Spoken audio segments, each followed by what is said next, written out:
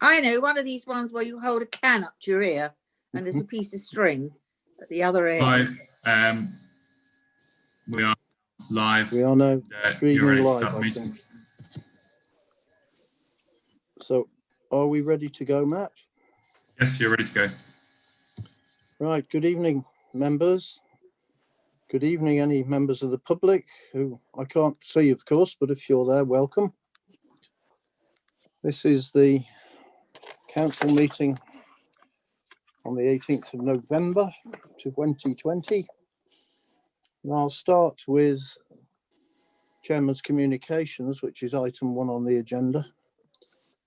As you can imagine, there isn't a great deal that the chairman can do during these periods of lockdown, etc.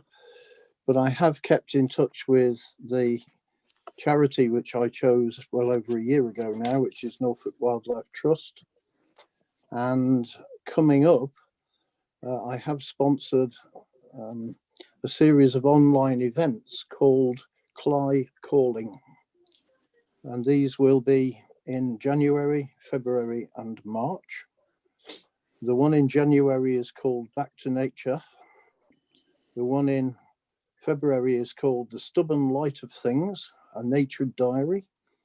And the third one is Restoring the Wild, 60 years of rewilding our skies, our woods and our waterways.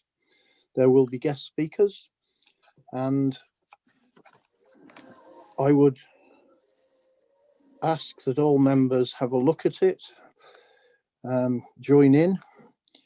There will be listings which will be sent out in hard copy to all members of Norfolk Wildlife Trust, which is about 20,000.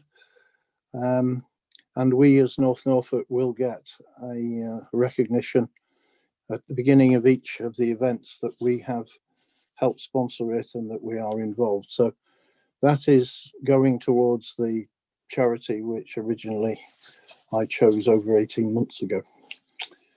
Okay, so that's really all I have to say. And that takes us on to item 2, which is the leaders' announcement. So I hand over to Councillor Sarah Rudikova. Good evening, members. Tonight's report is quite long. I apologise for that, but I think that you need to hear the situation on COVID in North Norfolk, and this seems a very opportune time to update you all. So please bear with me.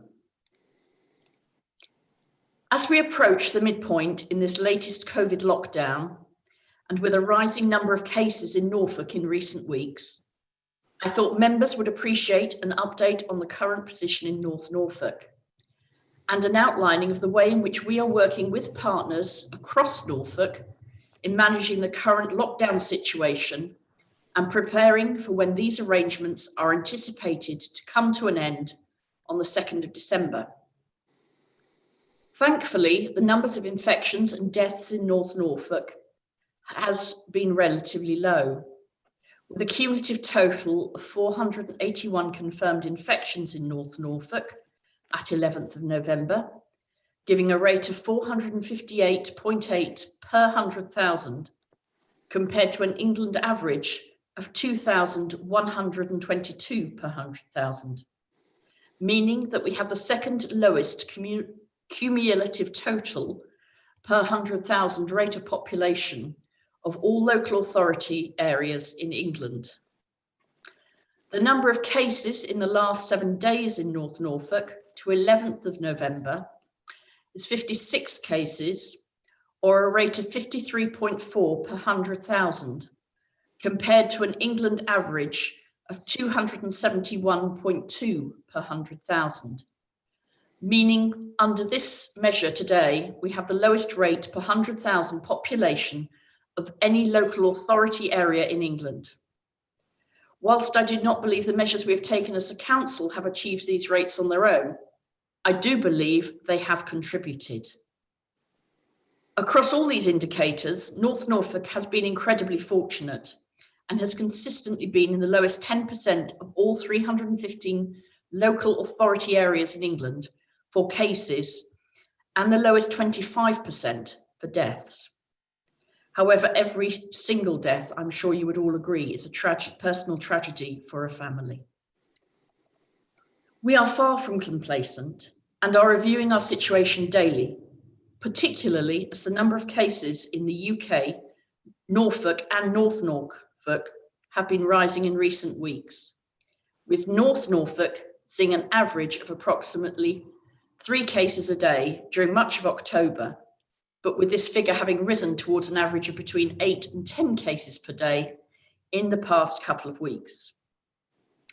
The total number of COVID deaths in North Norfolk at 11th of November, since the pandemic started in March of this year, is 47, giving a rate of 44.8 per 100,000, compared to an England average of 80.1 deaths per 100,000. On this indicator, North Norfolk doesn't fare as well as a number of other authorities, being the 43rd lowest local authority area in England, possibly due to our older demographic, and as a clear warning to us all that we cannot afford to be complacent and need to take seriously our collective responsibilities to do all we can to keep our others and ourselves safe. Following the Prime Minister's statement on the evening of 31st of October, advising there would be a second national lockdown in England, the District Council has undertaken the following actions. We have continued to provide the Council's core services with minimal interruption, as the majority of staff are already working from home. We stood up our community support arrangements with promotion of our 01263 51 6000 number and our website NNDC COVID-19 at north-norfolk.gov.uk, so that residents unable to access shopping online or collect prescriptions through family and friends can be supported to stay at home in accordance with the government guidance. However, the number of inquiries received either directly or through the Norfolk Vulnerability Hub, which has coordinated contact with people in the clinically extremely vulnerable group, as defined by the government, has been low, with many people having made support arrangements through family, friends and neighbours and local support groups compared to the first national lockdown back in the spring. We have reviewed our arrangements to pay the government's local restriction support grant to eligible businesses from next week. The scheme was launched this Monday, with eligible businesses contacted directly by the council by mail or letter, advising them of the grant application process. The council has been paid 5.25 million by the government in order to make such grant payments to local businesses. And in addition, the council has received a further 2.1 million to operate a further discretionary grant scheme. The additional support grant programme for the period from now until March 2022. It is proposed to develop our further discretionary grant scheme for launch in the new year, so that businesses don't feel under pressure to apply now as they prepare for the lifting of lockdown restrictions and trading up to Christmas and the new year. Unlike the first lockdown, the council has not closed any public car parks, toilets beyond 3 summer seasonal facilities, which would be closed in any event, country park sites, Cromer Pier or children's playgrounds during this lockdown. And in part, this is because of our ongoing fogging programme for touch surfaces in these locations. The council's leisure contractor, Everyone Active, has, however, had to close our sports and leisure centre facilities in accordance with government guidelines. We continue to host mobile testing facilities on our car parks in Cromer and Fakenham, so that local people do not have to travel long distances to access testing facilities. Our internal Gold Civil Contingency Board has met twice weekly since the Prime Minister's announcement, and we continue to engage formally with partners across Norfolk through the Norfolk Resilience Forum and Public Health Protection and Engagement Boards to coordinate our response and maximise the collective benefit of partnership working across Norfolk with respect to this ongoing situation. I am both proud and delighted that we have been in the fortunate position of being able to provide assistance to other authorities in Norfolk, responding to outbreaks and rising numbers of cases in their parts of the county. Members of our environmental health teams have recently stepped in through mutual aid arrangements to support Great Yarmouth and Breckland councils, which have managed local outbreaks in their areas. I think we should all record a vote of thanks to our staff who have volunteered for such roles, and I've asked managers to pass on to their teams the heartfelt notes of thanks I have received from the leaders of those authorities for this support, recognising that across Norfolk, it doesn't matter which political party you are from, we are all genuinely in this together. It is worth noting that the leaders of both those councils have pledged to support us in return, should the need arise. We continue to plan with partners how Norfolk will come out of the lockdown on the 2nd of December.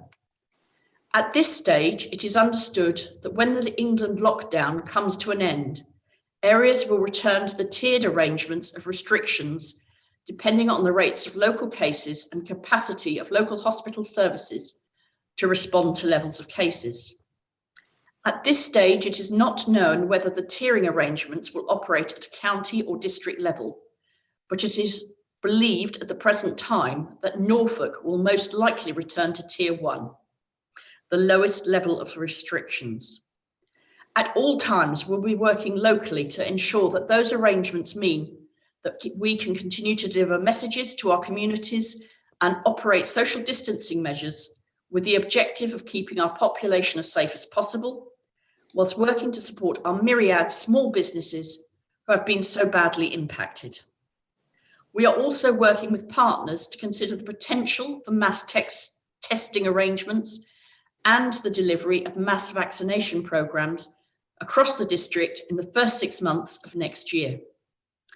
We therefore urge our residents and businesses once again to adhere to government advice, to stay at home, save lives and protect the NHS, and in so doing, protect themselves, protect others and protect Norfolk, so that where possible, we can get back to as normal a way of life as possible over the Christmas and New Year period, and look forward to a brighter 2021. Talking of brighter, I now move to some other aspects that I thought Council and our residents would like an update on. And these are some parts of our corporate plan that are now delivering results for us all, despite the time and resource COVID has taken. As a result of our housing initiatives, some of those finding themselves in the most critical need, who would otherwise have found themselves in bed and breakfast accommodation outside the district, are now being supported in temporary homes within the local community. By supporting these people in homes rather than rooms and providing assistance and advice, be it on benefits, health or budgeting support, we can assist them in rebuilding their futures. You may have seen just last week that the council has secured some further funding from government to build on those properties already delivered. At its last meeting, Cabinet cleared the way to providing industrial units in a town in North Norfolk that has demonstrated a real need for further business investment. Providing these new units will mean that not only are we helping deliver economic growth to the town, but we are helping to create new jobs for local people and at the same time generating a new revenue income stream for the council. I won't steal Richard's thunder here, but he has a lot more really positive and exciting news to share, not least on two really fantastic projects, one delivering jobs for our younger generation and one that is at the very forefront of green innovation for the future. Whilst bin collection duties are hardly the most glamorous work that the council does, they are arguably the service that affects every one of our residents. During the height of the COVID crisis, this authority signed and implemented a new waste contract. The transition was completed seamlessly despite the lockdown, and we were one of the very few authorities that kept all bin collections going throughout, including garden waste. Furthermore, that contract will deliver around 30% reduction in its carbon production. And finally, although some communities are still working to deliver their projects due to the COVID situation, it now seems like a moment to reflect on the outstanding success of the Market Town initiative. When we initiated this project, we really hoped that it would help to kickstart community projects in our town centres to deliver more for local businesses and residents. It cannot have escaped anyone's notice just how well this seed funding has expanded and grown in just one location alone, North Walsham, and with the HAS project there. So this council continues to deliver for its residents on every level, and we will continue to do so. Thank you. Thank you, Councillor Butikover. We now move on to item 3, which is rather special. It is an award for Bacton to Walcott Sandscaping Scheme, which has been in the news for a long time now. And I'll now hand over to the Cabinet Portfolio Holder for Coast, Councillor Angie Fitch-Tillett. Thank you very much, Mr. Chairman. Many of the members here will have only become aware of this scheme from last year.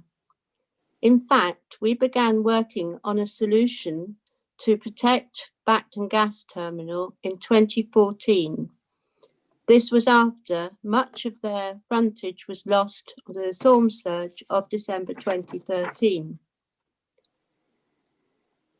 We assembled a working group consisting of us, 3 of the terminal operators, and community representations of the adjacent parishes, and went to work. Shell agreed to lead on behalf of the operators. I have to point out at this stage, there is no central government funding for commercial property lost to coastal erosion, be they utilities or anything else. And we wish to also protect the adjacent villages who again did not qualify for funding. However, bit by bit, we built up sufficient funds from the LEP, the Regional Flood and Coastal Committee local choices, so important that Norfolk gets its share. Us, the terminal operators, and even the villagers chipped in. We have provided a first in the UK, and now our success has been recognised. Providing the highlight of the previous few weeks to win the British Construction Industry Award for Climate Resilience. I am still smiling, much like I was at the end of the scheme party last year on the completion of sandscaping. I believe, I'm not sure when we get our actual award, when it comes, because everything happened virtually like everything else. But I am told that probably we need to go to IKEA to actually go and get a rather larger award cabinet, Mr. Chairman. Thank you very much. Thank you, Councillor Fitch-Tillett. As long as it's IKEA and not MFI. Right, thank you. That takes us on then to item 4, which is to receive any declarations of interests from members. Does any member have a declaration of interest which is relevant to anything on the agenda tonight?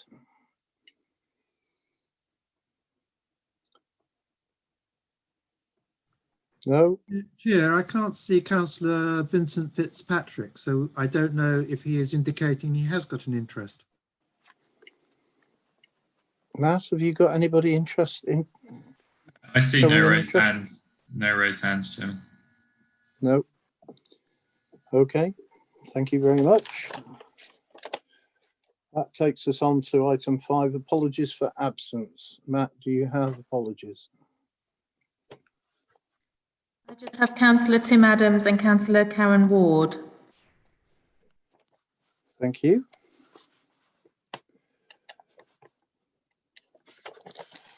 Right, item 6. This is the minutes of the last meeting, which was held on the 23rd of September and was virtual, as indeed this one is. So if you turn to page 1 agenda item 6. We'll go through page by page, if we may, please. Has anybody got any comments on page 1? No. Okay. Page 2.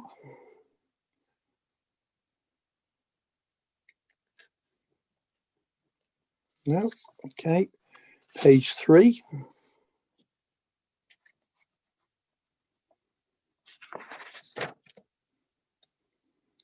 Page 4.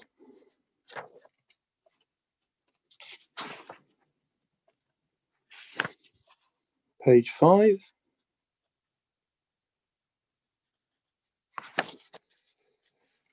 Page 6.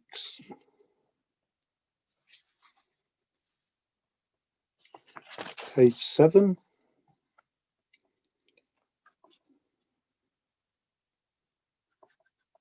Page 8. Page 7, sorry, Chairman. I had my hand up. Yes. Sorry.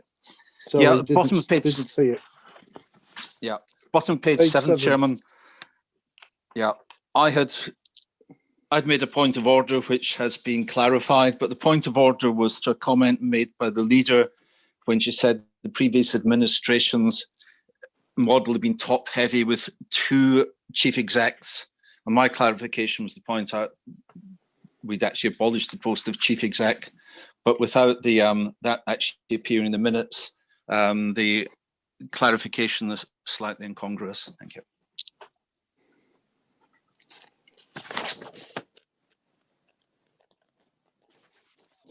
So this is at the bottom of page 7, Councillor Fitzpatrick.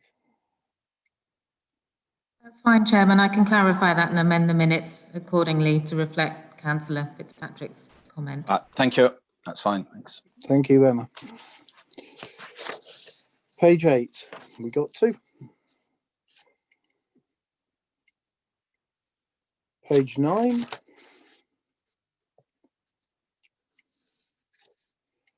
Page 10. Page 11.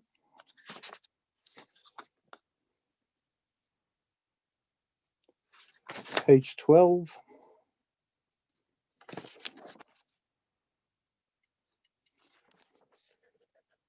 Page 13. Page 14 is simply for signature. So can I have a proposer and a seconder, please, to accept the minutes from the meeting of September?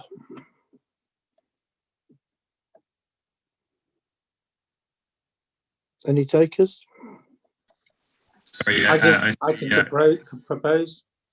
Thank you. Seconded. I see Councillor Paul Heinrich has a hand raised. Thank you. All those in favour of accepting the minutes? I think, Matthew, that's unanimous, isn't it? Yeah, it looks very clear, yes. Right, thank you, members. I will, of course, sign them accordingly. Item 7, items of urgent business. We have none. Item 8, public question statements. We have none. So that takes us on to item 9 on the agenda, which is the review of political balance and allocation of seats to committees, subcommittees, working parties and panels. And for this, I'm going to hand over to Officer Emma Denny. Thank you, Chairman. This is a statutory report. Members will have seen this coming through before to Council. Each time there is a change in the political balance, Council is just required to approve that change and the proposed change in the seat allocations to the committees. So for this particular item, it was shared, it affected 2 groups and was shared with those group leaders. So they've had sight before the meeting and have agreed with the proposed changes. So it's just now to members to approve and hopefully move forward and then follow on with the appointments subsequently. Thank you. I see Councillor Penfold has his hand raised.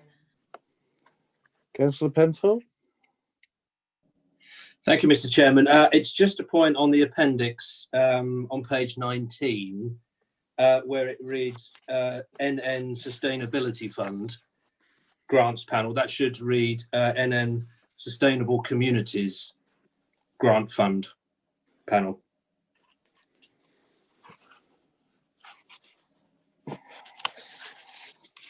So it should read, sorry, I apologise, should read NN Sustainable Communities Fund Grant Panel.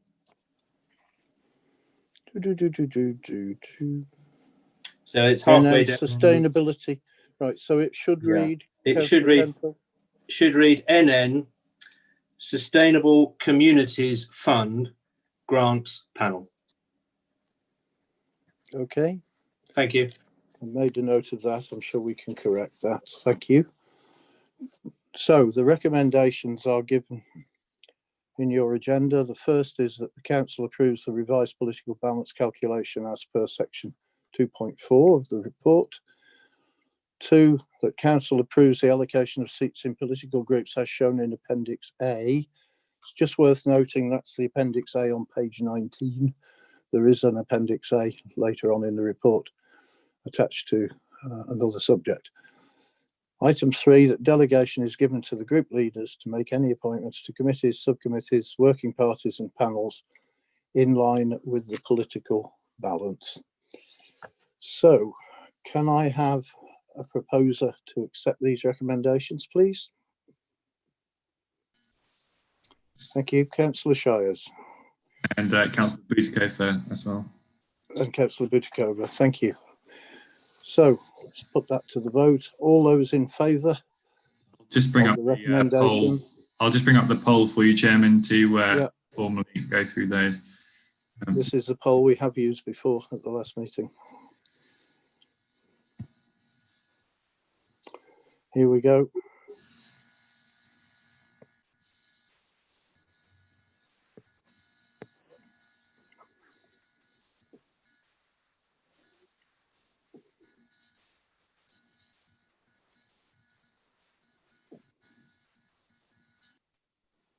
I think that's everyone.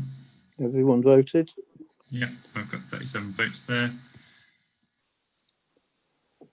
So that's unanimously approved. Thank you very much indeed. Okay, so let's get now into item 10, portfolio reports.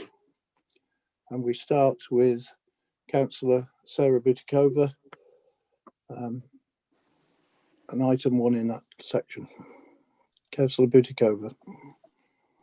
Thank you, Mr. Chairman. I think the reports are pretty self-explanatory, so I will leave them as are, but if anyone's got any questions they'd like to ask, very happy to take them. Thank you, Mr. Chairman. Thank you. Any questions, please, for Councillor Butikova?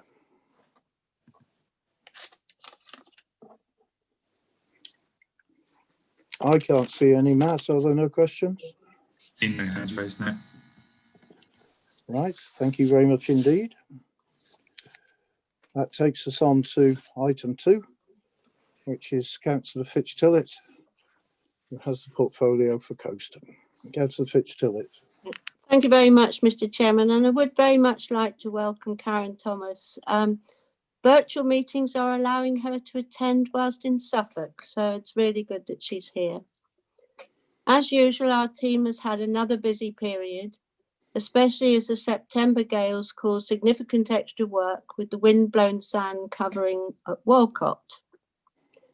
I should like to pay tribute not just to them, but also Property, Environmental Services and Norfolk County Highways for completing the clearance so quickly so that residents could get on with their lives. Great cooperation in times of trouble, and our emergency response is recognised as textbook. I should also like to highlight the work that we are doing in the preparation of the Coastal Supplementary Planning document. I believe this to be an excellent example of joint working and will do much to ensure that development in our coastal communities is responsible and long-lasting. Thank you, Mr. Chairman. Happy to take questions. Thank you, Councillor Fitch-Tillett. Do I have any questions on coastal?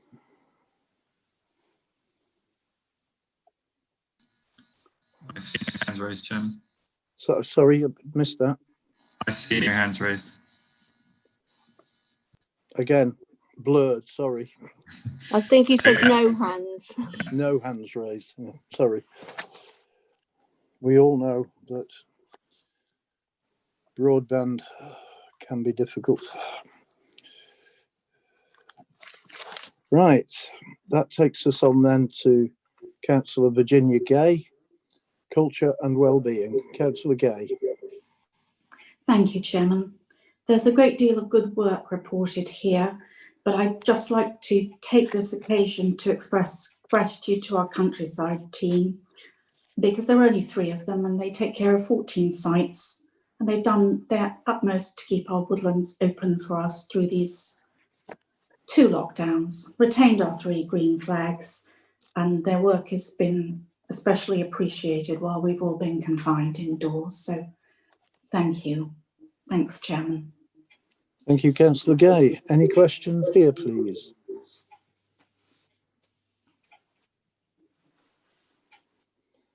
Matt, no hands?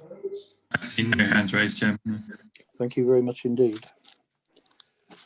Item 4, Councillor Hayman, Housing and Benefits. Hello, yes, there's an awful lot of detail, as you can see in the report, and we have an awful lot of families surviving and utilising the various benefit options that are available.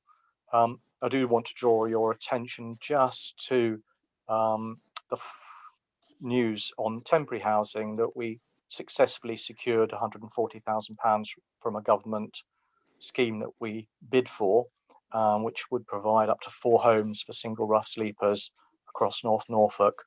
The council will provide its contribution of £360,000, and I'm pleased to report that an offer has been accepted on the first such properties that we hope to purchase, and that will be coming forward to the next full cabinet meeting. But there are developments there. We only announced this last week after we got notification of the grant, and we've moved swiftly to try and acquire properties so that we have them. We have to get them completed, purchased and completed by the end of the financial year, i.e. the end of March next year. So time is of an essence, and we are moving as fast as we can. I'm happy to take any questions. Thank you, Councillor Hayman. Any questions, please?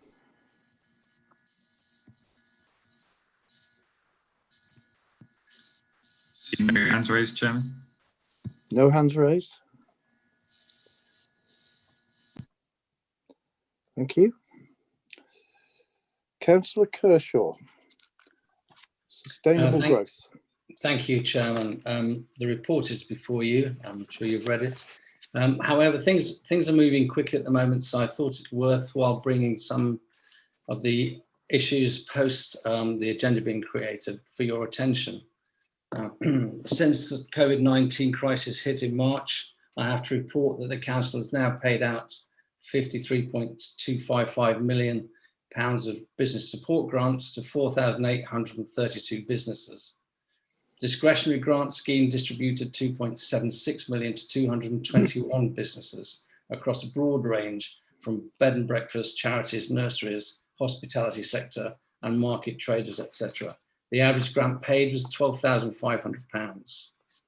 The new local restriction support grant allocation of 5.25 million is for businesses who were open and trading on the 4th of November and who have been legally forced to close due to the new lockdown restrictions. 4,000 businesses have been identified by NNDC as eligible under LRSG, and they will be paid next week.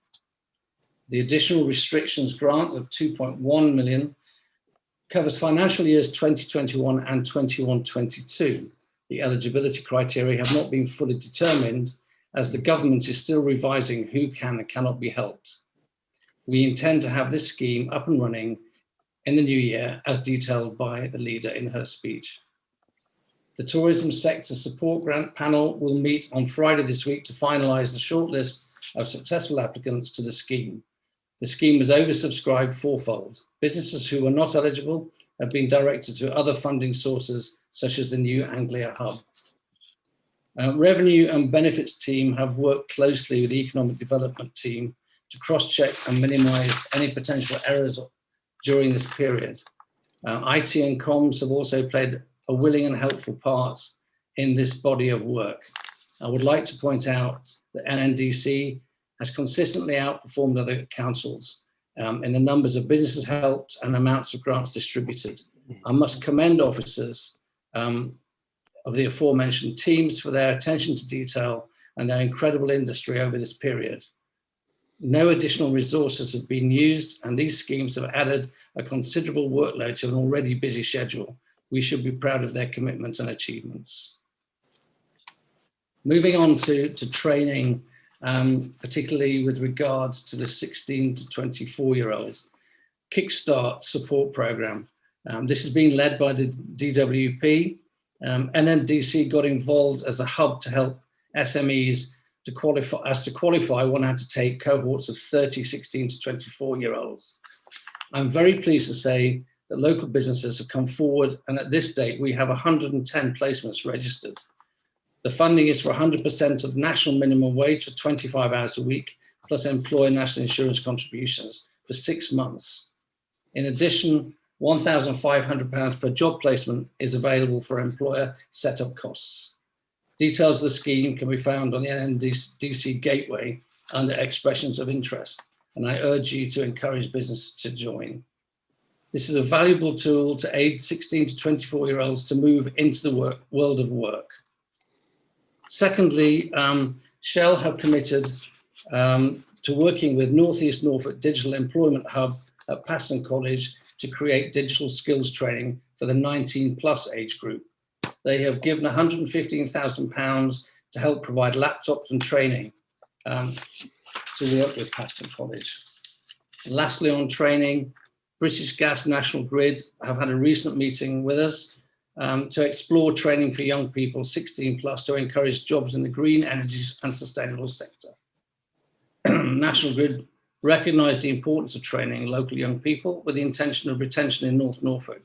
I must commend Diane Evans for praise in coordinating these schemes over and above her normal role.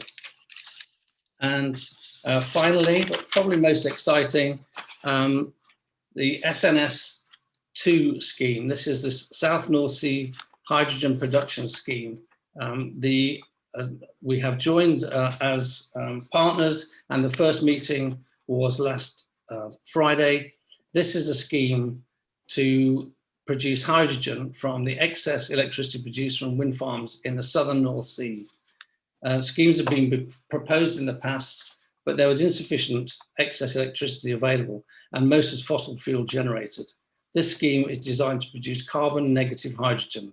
In addition, to utilise the existing infrastructure of Bacton gas site and pipeline infrastructure to supply power stations on the network and provide hydrogen to power trucks, trains, and for export using the interconnectors at Bacton.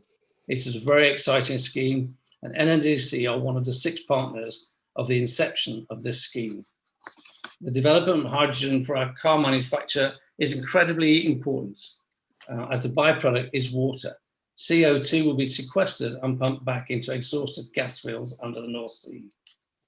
Electric vehicles may seem to be the solution, but be aware that mining for elements for electric vehicle batteries contributes 30% of the battery's greenhouse emissions. 35,000 child labourers work in mining cobalt in the Democratic Republic of Congo, states the Amnesty report of 2016. Over 1 million EVs have been sold by the end of 2017, resulting in 250,000 spent batteries by the end of 2021, currently being put into landfill.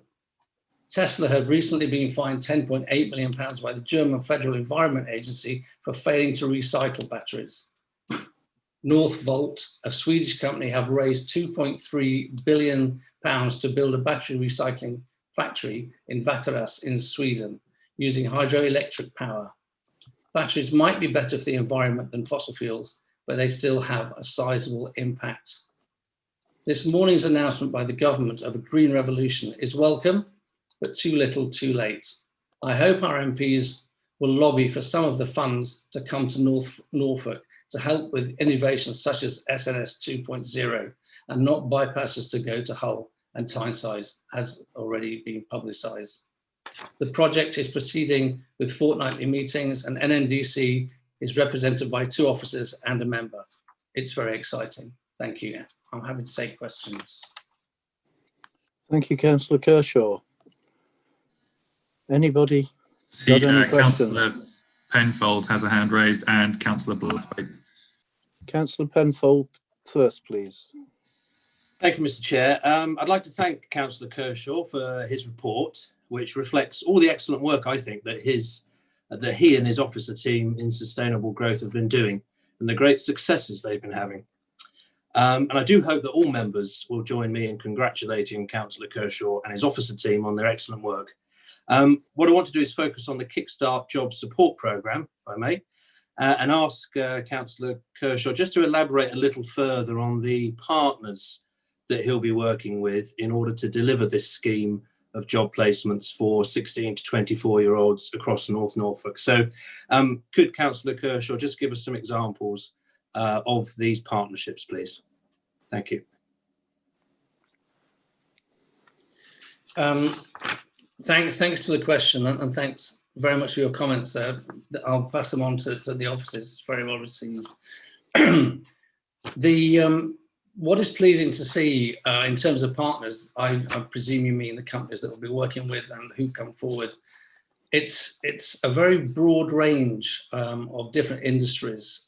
We have travel companies, we have events companies, there are aviation and marine engineering companies, museums, cleaning companies, hotels, seafood companies, food production companies, National Farmers Union, carpet companies, hospitality, hotels, and farming. It's a very broad range, and it goes from, in some cases, some people taking multiples, 6, the National Farmers Union taking 11.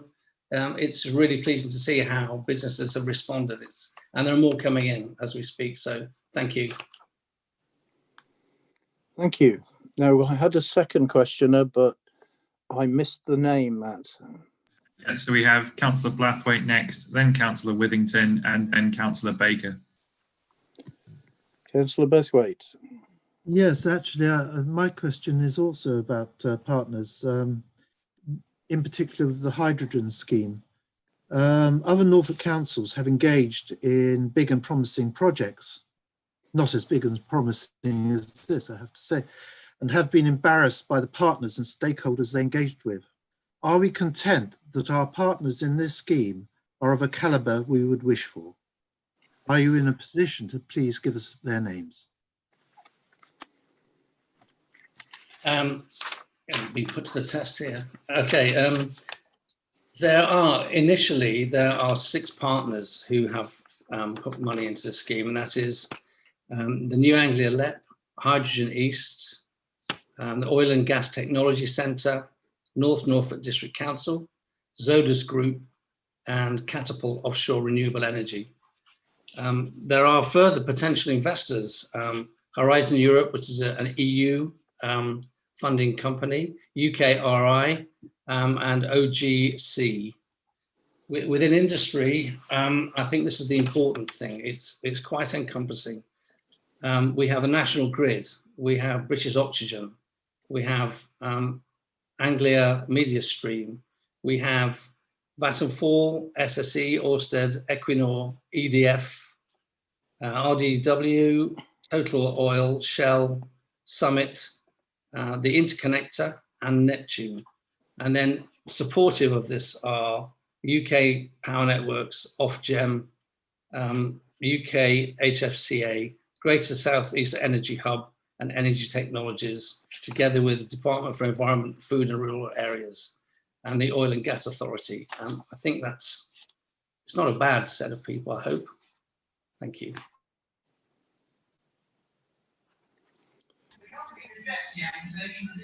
Thank you. So I now have Councillor Withington. Thank you, Chair.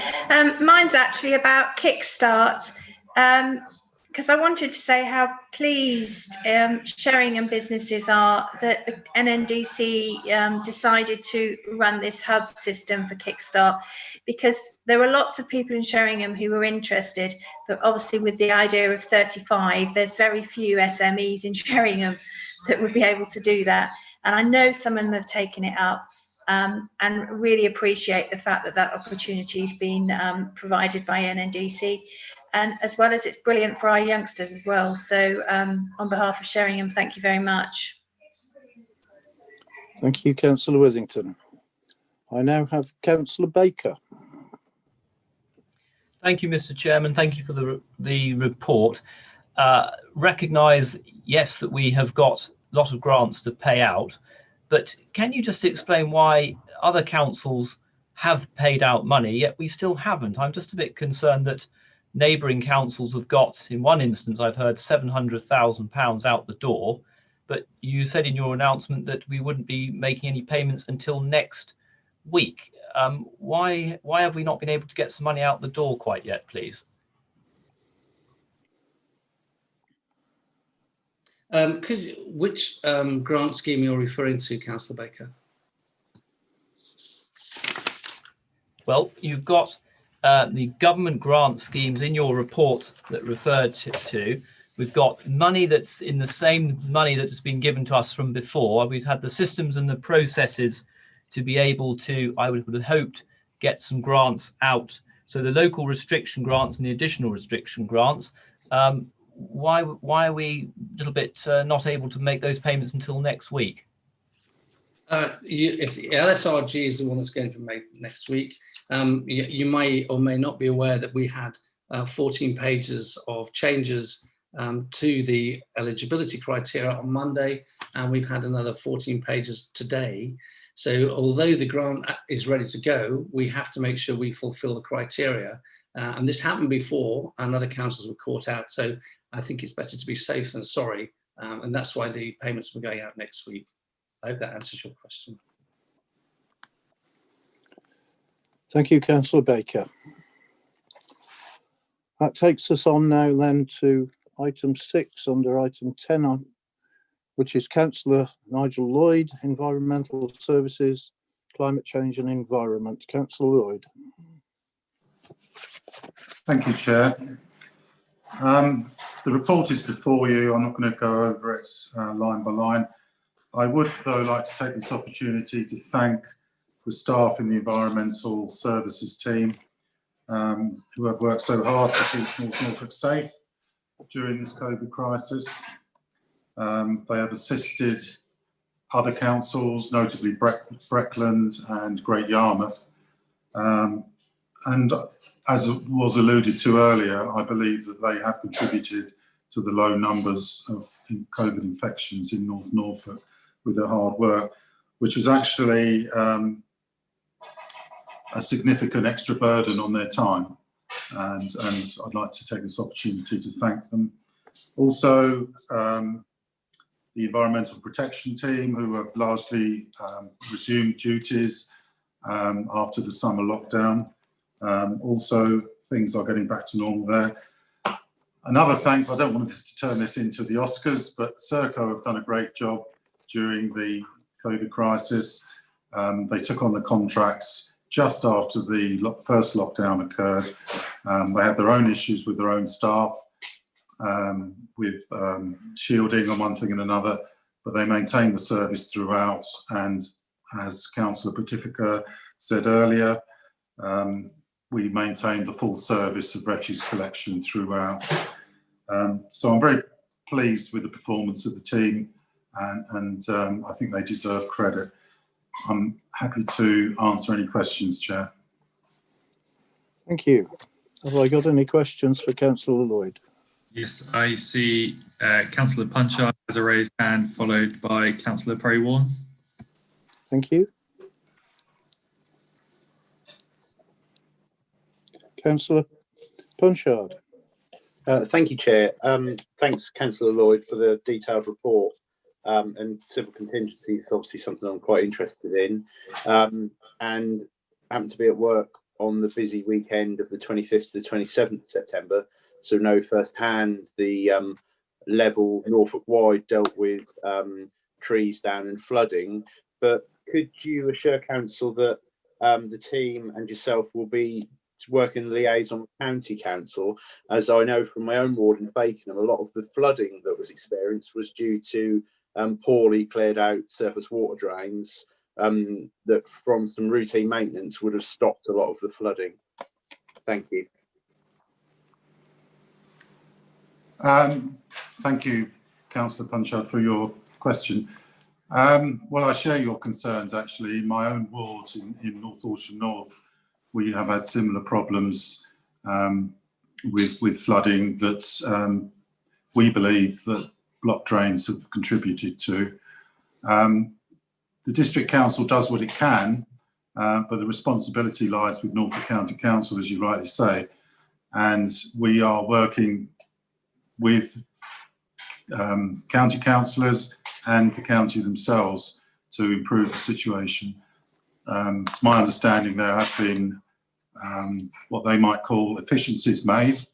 I would call them cutbacks, which have led to some people's homes being inundated with water, certainly last year, and it's just not good enough. But yeah, I will continue to do what I can to work with the county council to improve that situation. Councillor Punchard. Thank you. I now have Councillor Perry Warnes. Thank you. In my and Councillor Baker's ward of Holt, there's a community cafe called the Tree House, which does a lot of fantastic work. They have a community fridge there, and last Monday they reported that in 2 hours they had 20 people with 14 children using it. They said that local people shared their weekly shop and made donations as soon as it looked bare.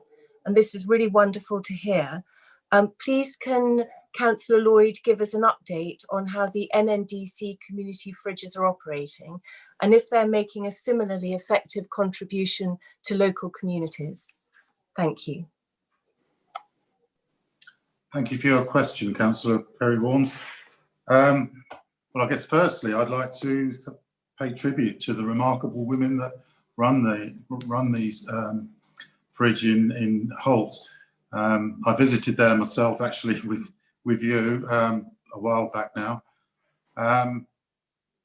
They've done a remarkable job there, and yeah, they're getting a lot of food out. And when I put my climate change hat on, that food is being prevented from going to landfill and is actually going back and being used, which you know is a great thing. But the North Horsham Community Fridge, it goes from strength to strength. We had after the first lockdown, the original host of the fridge could no longer feel that he could continue.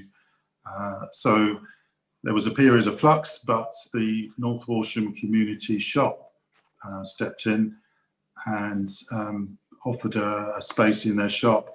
And since then, a small bunch of volunteers have done remarkable work. They have actually got tons of food out to the public. This is food that would have ended up on a waste pile, and it's just remarkable what these people do. The community fridge is all about people's effort that they give free of charge. They do it not only to support the environment, but this food that gets out is to really needy people that often fall through the cracks of food banks and stuff. So yeah, I'd like to also say that thanks to work done by Councillor Grove Jones and in Stalham and Marion Milliership, I should say, we were about to open a new community fridge in Stalham. This has been delayed. Well, I was hoping to announce it tonight, but the latest lockdown situation has meant it's been difficult to go ahead and open one. My understanding is that the Fakenham fridge is still doing very well. and it is fairly autonomous from NNDC. But we're also talking to people in Sheringham, and thanks to Councillor Withington, we are very close to agreeing a setup there for community fridges. So it's a really good initiative. It's working well. It's got great environmental credentials, and it's great for people that really do need that help, especially in these times of crisis. Thank you. Thank you. That takes us on then to Councillor Seward, Finance and Assets. Right, before Councillor Seward comes on, I'm really pleased to hear that somebody's doing the dishes. I'm not quite sure where, but it's coming over here, unless it's a vagary of the internet. But Councillor Seward, Finance and Assets. Good evening, members, and thank you, Chairman. You have the report in front of you. The only thing I wish to draw to members' attention is that on November the 25th, there is a briefing for members where we are in terms of the council's financial situation moving forward, and I hope as many of you can attend that briefing as possible. I'm obviously prepared to take questions should members have them. Do I have any questions, please, for Councillor Seward?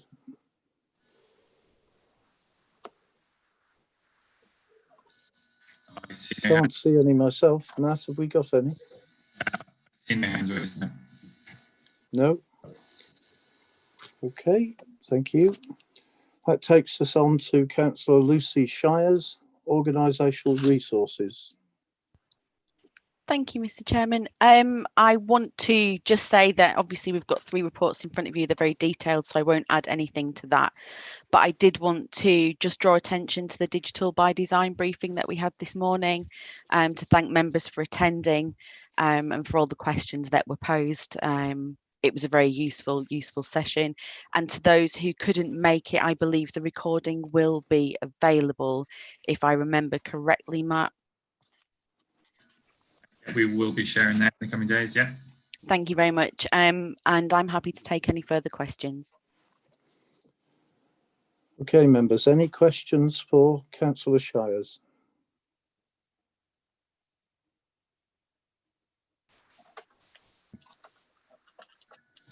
Seems like a no, Matt, is that it? No, I see no hands raised.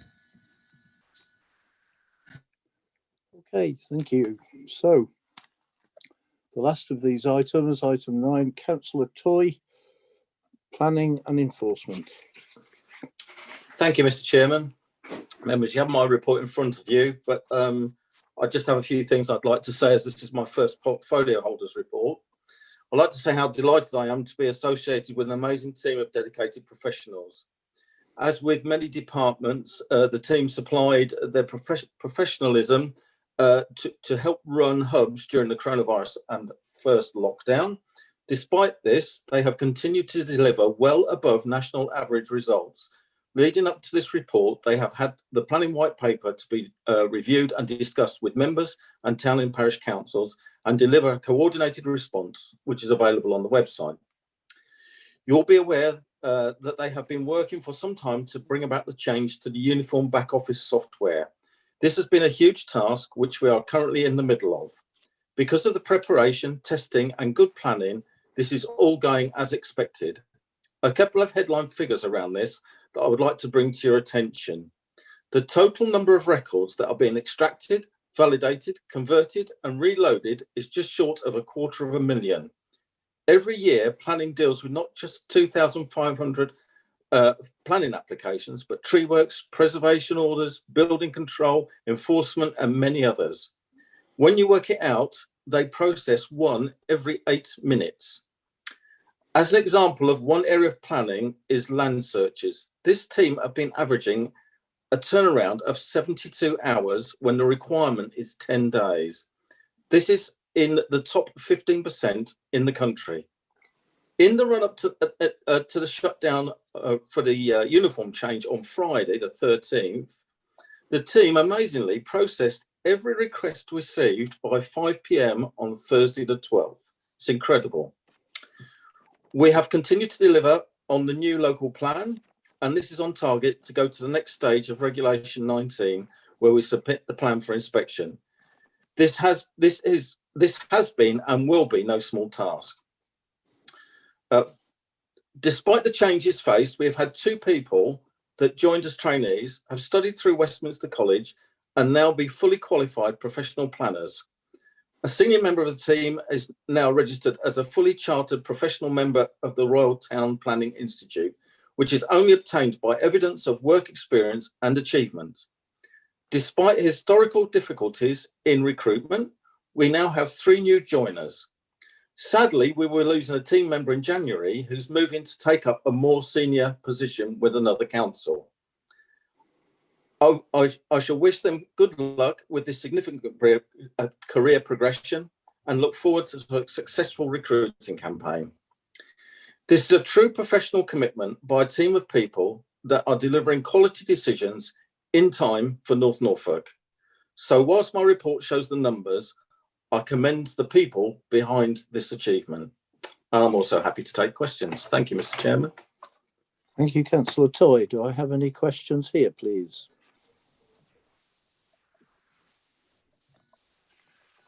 I see no hands raised, Chairman. Thank you very much, Matt. Okay, so that's the end of the portfolio reports. That takes us on then to item 11, recommendations from Cabinet. And that's budget monitoring over the page, right the way through the next 2 pages. And I think Councillor Seward, you would present this, please. Thank you, Chairman. The first report is the budget monitoring report that's been to Cabinet. It's also been to the Overview and Scrutiny Committee, where there was a thorough discussion, and therefore I move the resolution as set out at the resolved on number 1 to recommend to full council the release of £247,083 capital receipts to increase the Coastal Adaptation Fund reinvesting proceeds previously received from the sale of land. So that's the first resolution. Do we stop there and have to approve that, or can I just move on to the next 2 reports? I think we could just move on, Councillor Seward, and take them all together. Well, the next one is the Treasury half-yearly. Sorry, just a minute. I think Angie would like to speak to that recommendation. Oh, Councillor Fitch-Tillett. Yeah, thank you, Mr. Chairman. As you well know, coastal adaptation is our highest priority within our work of managing our coast. Indeed, I am the national member lead for this through the LGA Coastal SIG and supported by Karen Thomas, head of CPE, as national lead officer. NNDC is known nationally as leading the way. The capital receipts concerned are a result of profit share agreements with landowners. This is where replacement dwellings for those we have had to demolish have been constructed and subsequently sold.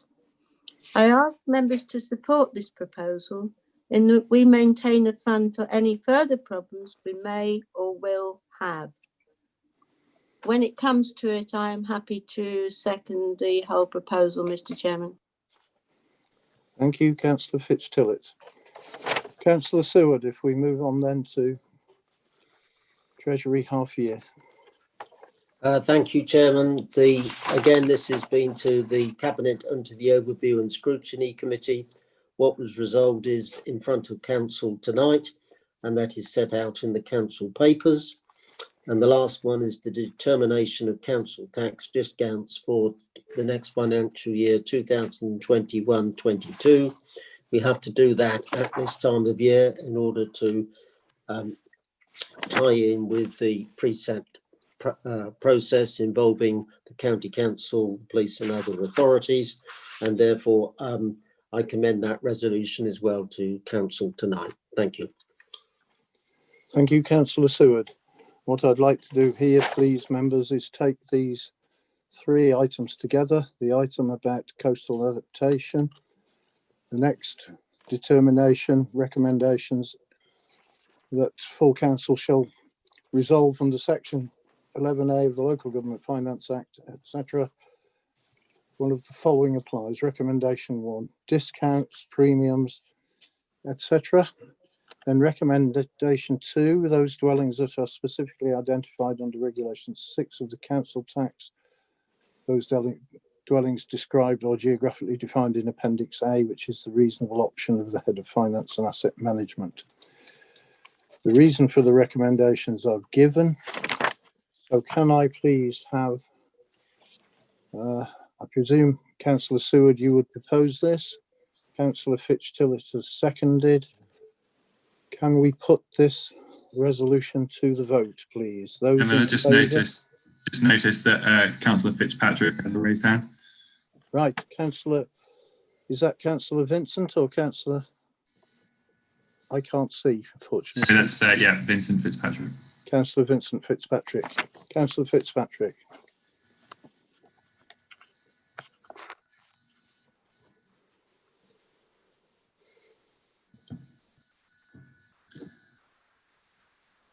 Councillor Fitzpatrick.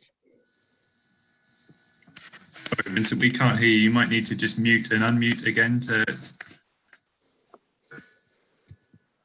Or does your headset have a separate mute button?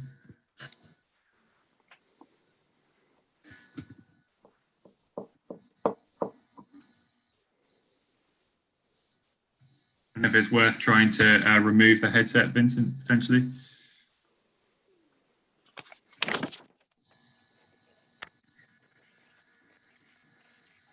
I can see green flashes on my microphone. Yeah, we can hear you. On the assumption everyone can hear me now. We can hear you now. On Councillor recommendation Fitzpatrick. 1, I just wonder whether we're missing an opportunity here, because we have discounts set at no discount, but just like everything, a small 10% discount in certain circumstances. I'm just wondering, at our rental properties, as you know, assured triple tenancies, people apply properties for varying lengths of time, move out, and that's a time where landlords, decent quality landlords, would like to refurbish and improve the housing stock. However, I've had representations that having to pay council tax during that time acts as a disincentive to refurbishment of said properties. So I just wondered, while these discounts were being discussed and examined, were there any discussion about the benefits of providing either a council tax holiday or a deferral of council tax while properties are being actively improved and renovated for subsequent tenants? Thank you. Councillor Seward, would you like to comment on that, please? Thank you, Chairman. I mean, there's two things. First of all, what we can or cannot do here, as I know from my own experience in dealing with constituents' cases, is actually governed by statute and statutory regulations. But I do note the point that Councillor Fitzpatrick is raising, and I will take it up with the finance and benefits officers in relation to what flexibility is in the kind of area that he's talking about, and I will ask for a written reply to be given to him. Thank you, Councillor. Thank you, Councillor. This is reply because I seem to have been sound trouble. But yeah, I'm willing to accept a written response. Thank you. Right, thank you, Councillor Fitzpatrick. The Councillor Nigel Dixon has a raised hand. Councillor Dixon. Yes, thank you, Mr. Chairman. Can I just clarify? I think you mentioned 3 items that you were about to reach, I think, resolution on. My agenda, and if I'm reading it right, I think there are 4 items. One relates to the release of the £247,000 odd pounds. The second one, I think, relates to the Treasury Management Report, half-yearly report approval. The third one is that the council be asked to approve the changes to the counterpart limits. And then lastly, I have the determination of council tax discounts. Is that correct? You're quite right, Councillor Dixon. I've just gone through it just to check, but you're absolutely correct. There are 4 items to be voted upon. Just to note, Mr. Chairman, the way the polls are set up means that you will have to take a vote on each separate item. So it'll be the budget management report first, then Treasury management, the Treasury half-year update, and then the determination of council tax discounts. Okay, thank you, Matt. 3 separate votes. We have a proposer and a seconder. Can we go into the first poll then, please?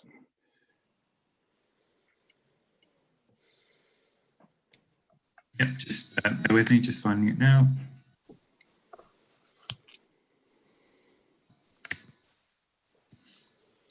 Okay, so this is to release the £247,083.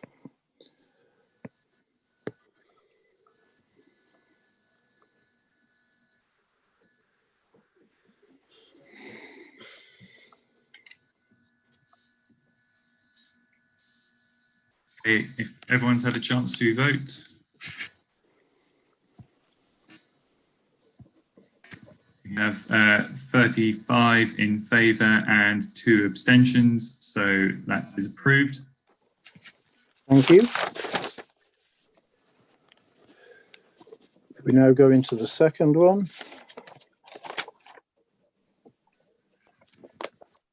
Okay, just to note for everyone, due to the limit of characters I can put into the poll, this is to approve both recommendations here, 1 and 2 for the Treasury half-year update. There is the one, yeah.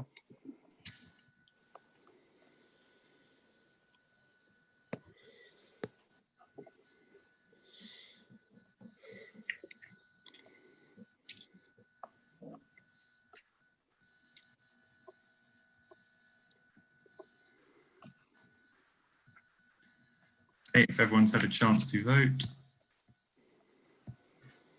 Again, that's 35 in favour and 2 abstentions, so they're both approved. So is that it? And just the council tax discount determinations. Again, the full wording is not listed, so it's just to take them on block, essentially, both recommendations. Okay, so this is the council tax one. Thank you.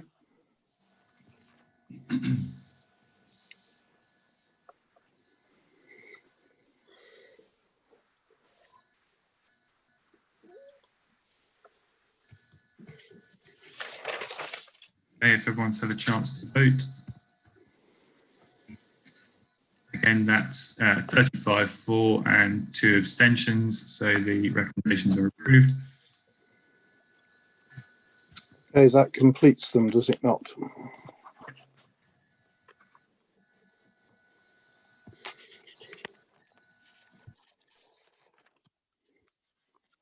That completes the votes we have on that item, yes? Yes, that's correct. Thank you. So that takes us on then, members, to Overview and Scrutiny Committee recommendations 11th of November, and then recommendations from the Overview and Scrutiny Committee on that day. Can I hand over now to Councillor Dixon, please? Thank you, Mr. Chairman. Yes, there are 4 recommendations from Overview and Scrutiny to full council. They are the same 4 recommendations that we have just been discussing, so I will spare you the second effort of hearing those again, and I'll leave, I think, the matter at that, there being no other recommendations from that meeting. Thank you. Thank you, Councillor Dixon. So we are all agreed on those. Right, that takes us on then to item 13, which is polling station review, consultation responses. And for this item, I'm going to hand over to the Chief Executive, Mr. Blatch. Good evening, Chairman, members. This paper updates you on the proposal that was presented for the base of consultation at the meeting, or your meeting on the 23rd of September. There are two parts to the recommendations. There are 3 polling station or polling place areas, Matlask, Susted and Tunstead, where there is a change of polling place venue within the polling district. And then there were 5 proposals to close some of the smallest polling stations in the district. That's at Bale, Horsey, Ingworth, Morston and Sidestrand. We don't during the consultation period, we haven't received any comments in respect of Ingworth, and there were no objections from Sidestrand. Sidestrand Parish Council supported the proposals reluctantly because of access difficulties to that building. They did propose that the alternative polling place was Overstrand Village Hall, but there is no parking associated with that village hall, so access by people with limited mobility is challenging, and the officer recommendation is that Trimmingham should be the alternative venue for Sidestrand. Ingworth Reading Room is a very small building, unfit, no toilet for staff to use during the day, such that we don't feel that is a continued appropriate venue for polling purposes. So the recommendation is to move the polling place for Ingworth to Erpingham Village Hall.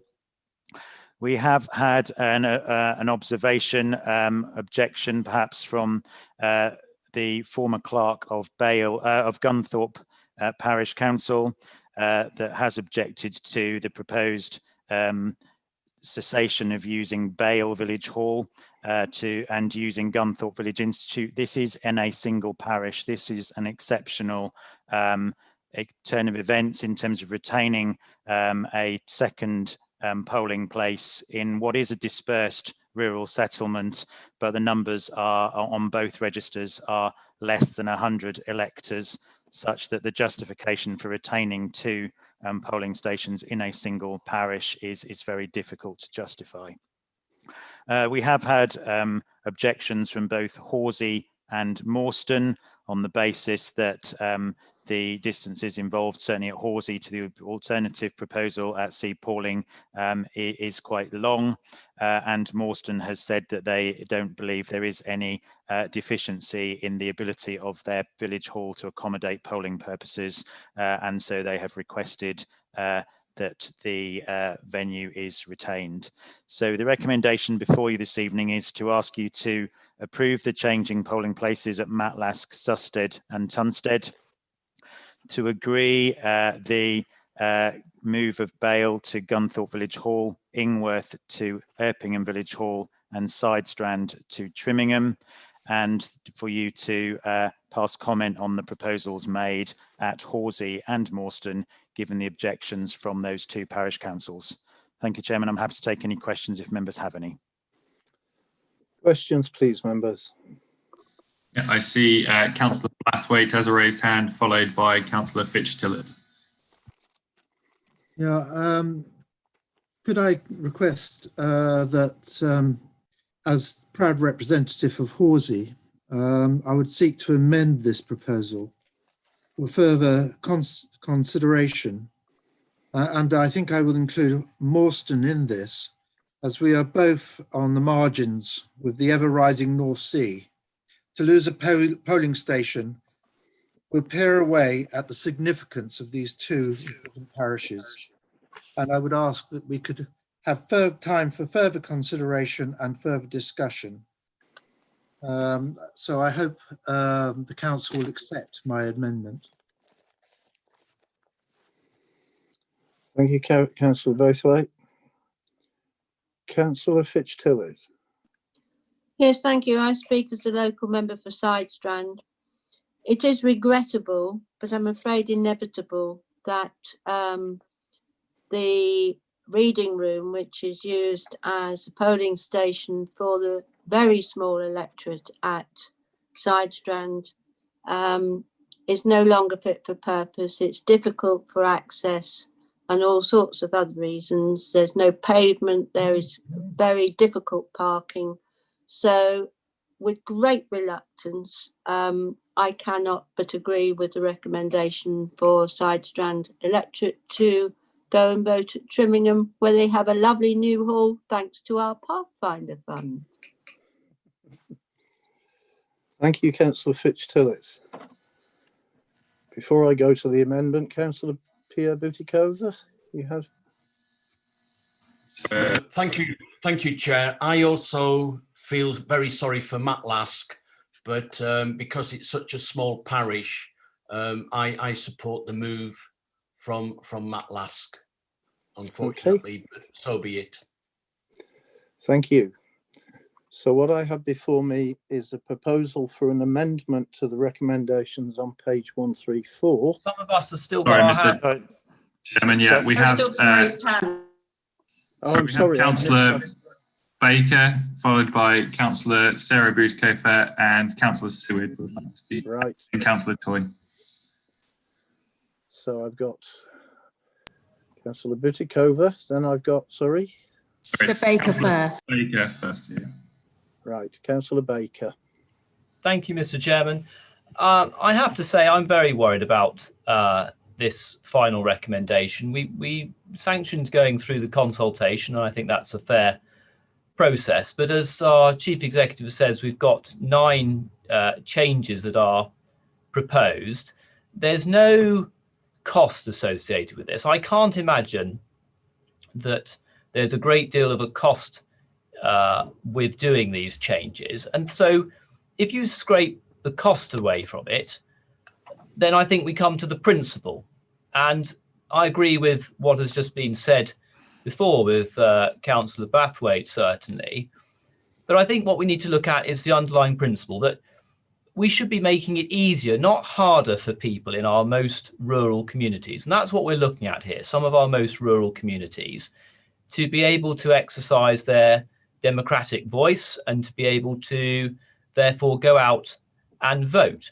And what I don't like is this, we've been here before and we've rejected it, is it's a gradual and continual erosion of village and rural life. We see shops and post offices, banks taken out of our communities. And I don't like the theory that now the district council is removing polling stations and moving polling stations. I think it's the wrong note to be striking with our residents, and I really won't be supporting it. I won't even be supporting amendments. I think that we should reject this evening because it is the wrong thing to be doing. Our rural communities should be absolutely supported, and we shouldn't be taking away the ease of their democratic right to go and vote. Thank you. Thank you, Councillor Baker.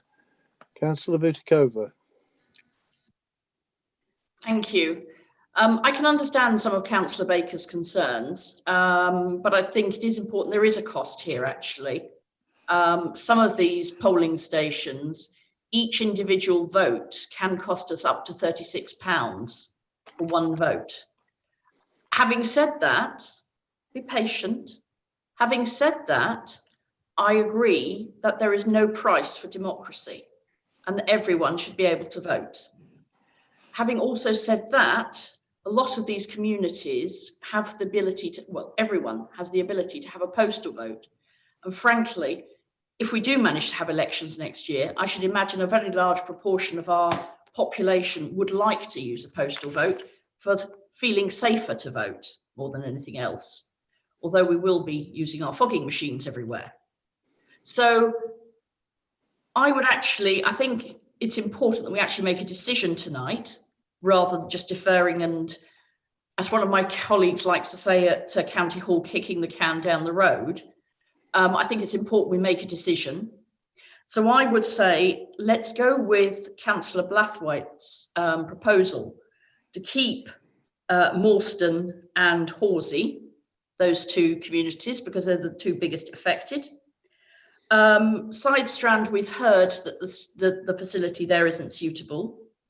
Ingworth, the facility is not suitable. There is no toilet facility even there for the people that are working there for the entire day to use. So I think we have to think of the welfare of our officers.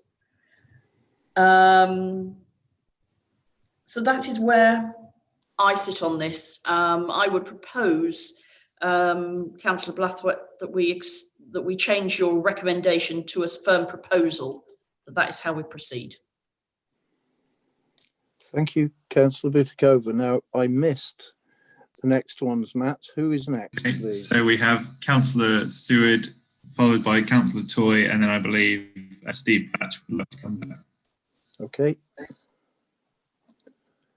Okay. So, Councillor Seward, please. Yes, I'm not sure. I was going to second Councillor Blathwaite's amendment, but I'm quite more than willing to say that we go with the recommendations, but we do not support the recommendations for Horsey and Morstan and retain those polling stations. Thank you. Thank you, Councillor Seward. Councillor Toy. Yeah, thank you, Mr. Chairman. Yeah, it was. I've got Ingworth and Susted both within my ward, and I'm sorry I missed part of Councillor Butikova. So if I've duplicated, I apologise. But it's not about people being able to vote. It's about the facilities that are there, and also disability access. There's not the access. You can't get wheelchairs in. The doors are too narrow. So it's more than just a cost saving or anything else. The whole thing, I believe, has been looked at, but also happy to accept the amendment as it's not an area I know. Thank you. Thank you, Councillor Toy. I think it's back to you, Mr. Blatch, please. Thank you, Chairman. Well, it's just a point of clarification. So the position in respect of Matlask, the polling station there was previously at the hall. That hasn't existed for some time. The alternative was Little Barningham. The residents of Matlask said that parking there was difficult, and Matlask Parish Council has asked if that can be accommodated at Baconsthorpe instead. So that arrangement is at the request of that community. Susted Village Hall hadn't been available for elections last year, and so alternative arrangements were made for that polling place to be at Hanworth Village Hall. So that's an existing arrangement. And Tunstead, we can no longer use the primary school, but there is a community room in the Horse and Groom. So that facility is retained in the Tunstead community. So I just wish to make that as a point of clarification. This isn't an intention to remove anybody's franchise. We are gearing up in response to Cabinet Office advice. We're preparing for elections on the 6th of May 2021, both Police and Crime Commissioner and County Council elections. The leader of the council has already commented that we, in anticipation of COVID remaining an issue in the country, certainly through till May next year, we are looking at arrangements to fog each venue in advance of polling day. But we do anticipate equally that there will be a large number of people who perhaps choose to register for a postal vote on this occasion. I hope that clarifies the points raised. Many thanks. Thank you, Mr. Blatch. So I think the appropriate way to go forward with this, as the recommendation stands, is to simply make the exceptions of Horsey and Morstan and take them out of the list. Would you agree that that is appropriate? I believe that's right, appropriate. Thank you. In that case, we have a proposer. Yeah, a seconder in Councillor Pitch-Tillett.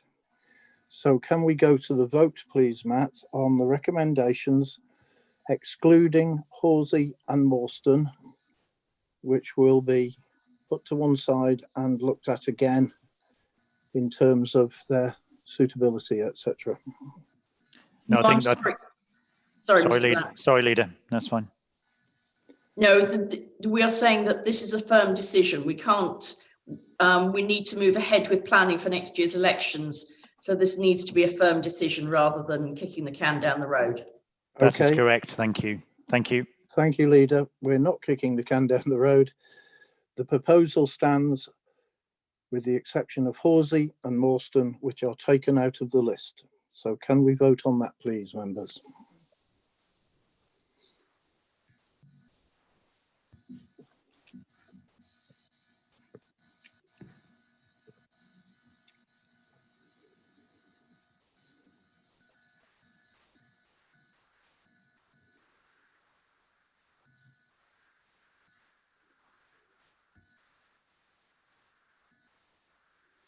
I believe everyone's had the chance to vote. So that's 29 in favour, 7 against and 2 abstentions. So that's approved. Thank you.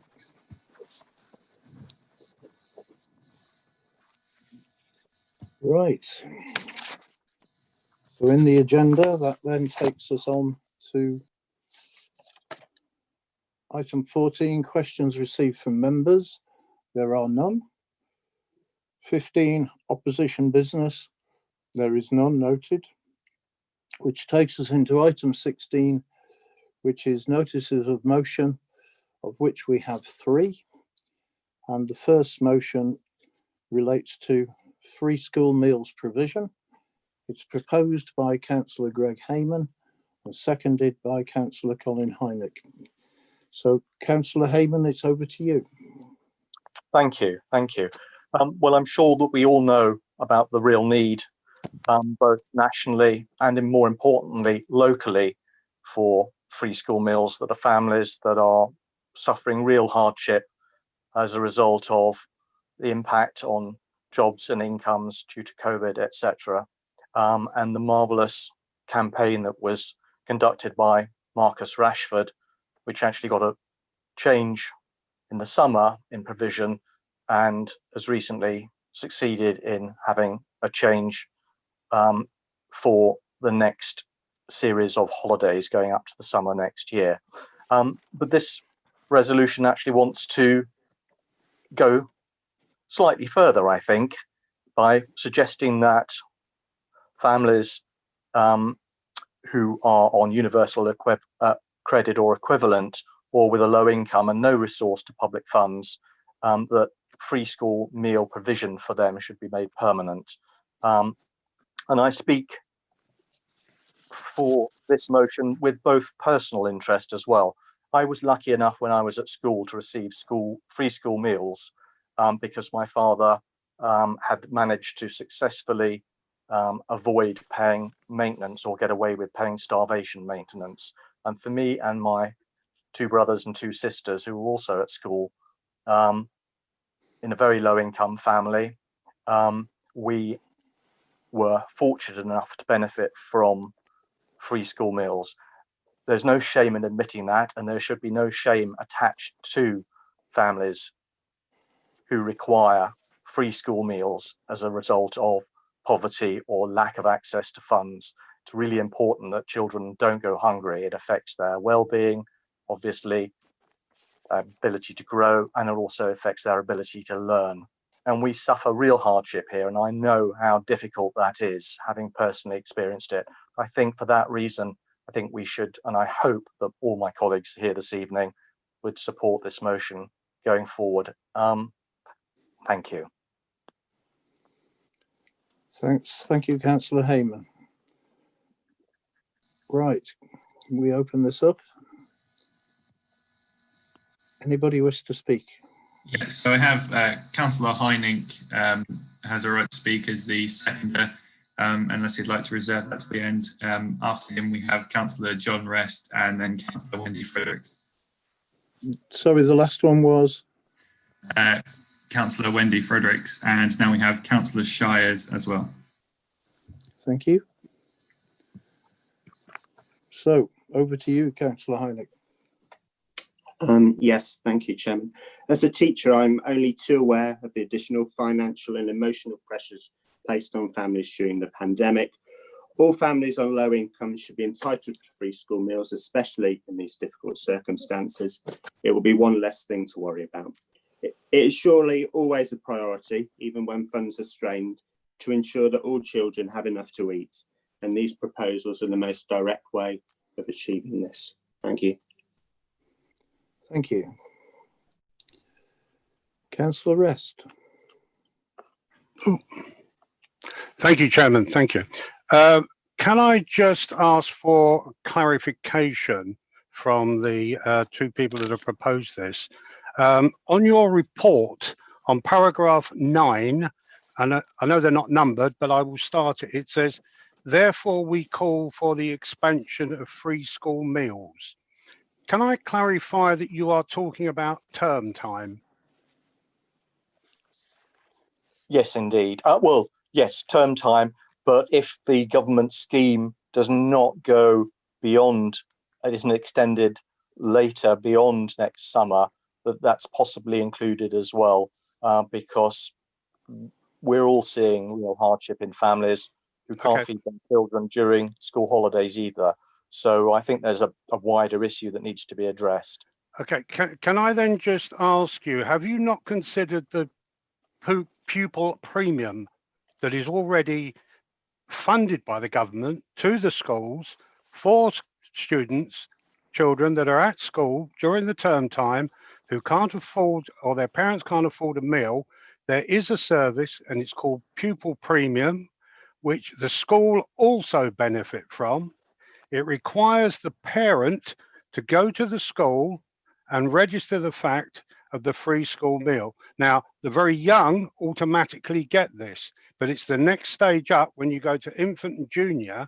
Those parents are entitled to a free school meal for their children during the term time through the pupil premium. I'm sorry, what you seem to be proposing here is a duplication of something that is already in situ. Maybe you'd like to sort of look at that. Thank you.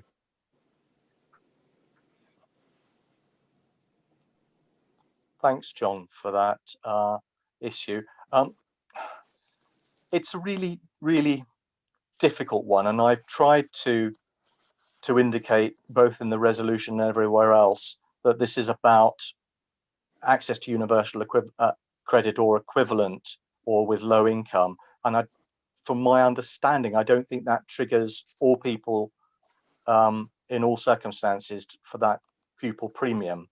But if you want to suggest an amendment to the resolution that would include your thoughts, I'd be happy to accept that.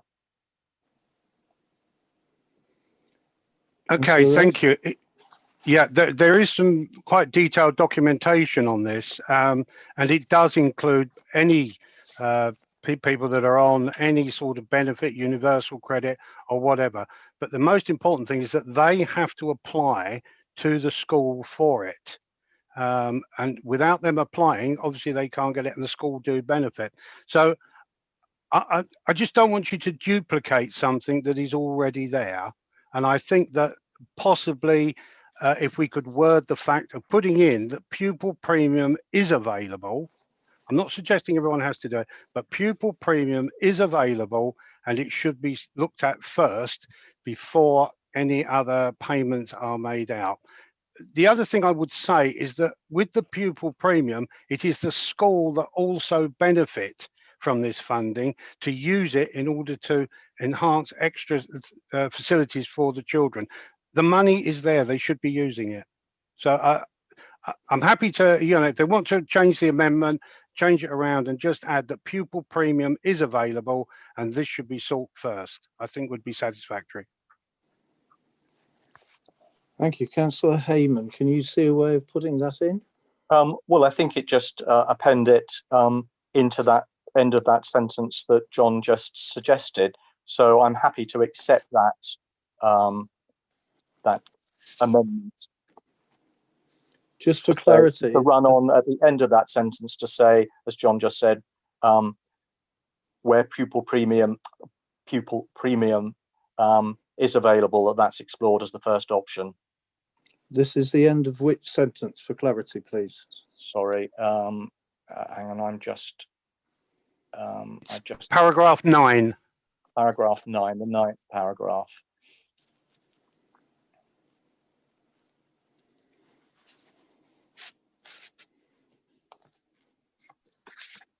Excuse me, Mr. Chairman. Yes. Councillor Shires has made a comment in the chat, which I don't know the verity, the correctness of or whatever, but I'm just asking for it to be considered before you continue, Councillor Hayman and Councillor Rest.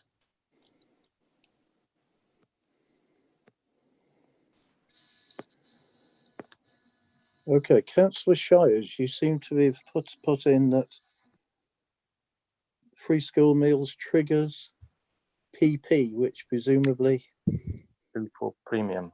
Yeah. So sorry, I don't mean to jump in on the conversation at all. It was just I didn't want the amendment to go ahead if it was incorrect. Well, So we haven't got there yet quite. okay, so it was just to probably save somebody some work. So when you apply for free school meals, that's where the pupil premium aspect comes in. So the free school meals is separate funding for food, and pupil premium is additional funding to help bridge the attainment and progress gap, which some children who come from disadvantaged backgrounds may find themselves in. So you can't go to a school and apply for pupil premium because the funding is the same. So you have to have the same threshold to get free school meals. And when you've applied for free school meals, then the school will get the pupil premium on top of that. It's not separate. Sorry, only because I governed a school, so I understand the process a little bit, and I didn't want any more further difficulty. Thank you, Councillor Shires. Thank you. I'm just looking now at the proposed amendment is, quote, pupil premium is available and should be considered before any other payment is sought. That is the amendment. Okay, now I also have, yeah. I think what I've got Councillor Fredericks. Okay.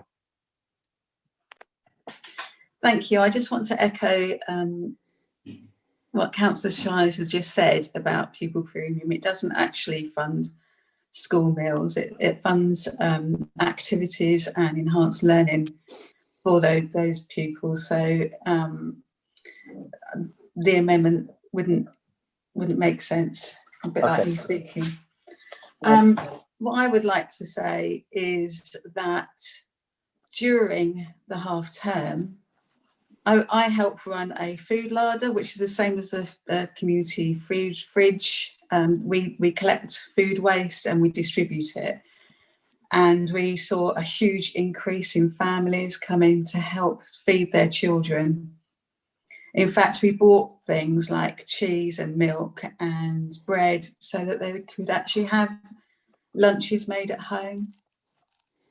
Okay, thank you, Councillor Fredericks. I don't think anybody is suggesting that free school meals are not necessary. Quite the opposite. No, it's not. But if the vouchers were there, that would be really helpful. It's about the provision. So what you and Councillor Shires seem to be saying is that the amendment as proposed by Councillor Rest is not relevant. Well, that's a bit harsh, but in this instance, maybe it perhaps doesn't do what was intended. The proposed amendment, pupil premium is available and should be considered before any other payment is sought. So what I'm trying to get at is, does that make sense? No, thank you. Okay. Councillor Rest. Yes, Chairman. Do you take this on board?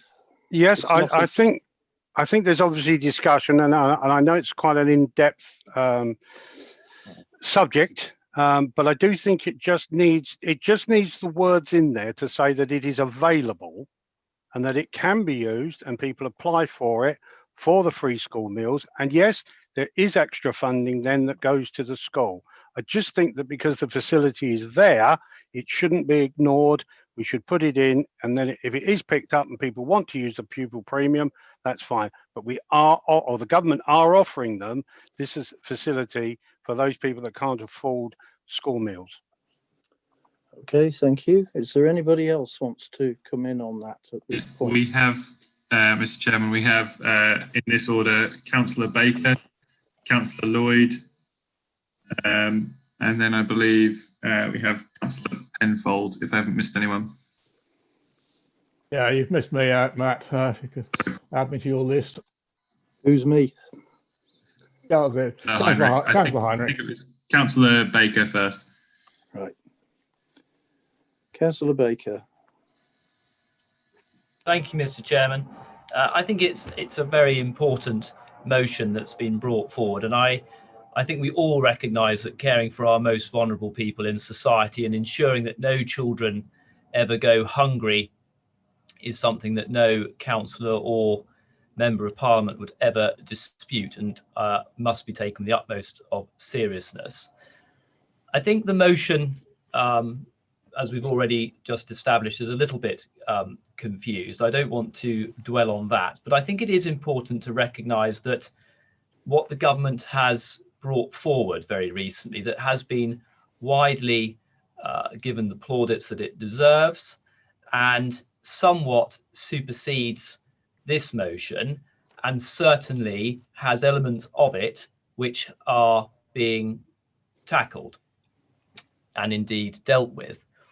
So the Child Food Poverty Task Force, which I think a lot of this motion is built upon, that has been supported by Marcus Rashford, has been some initiatives. And then, of course, we have also the Child Poverty Task Force and the National Food Strategy recommendations that were led by Jonathan Finlay.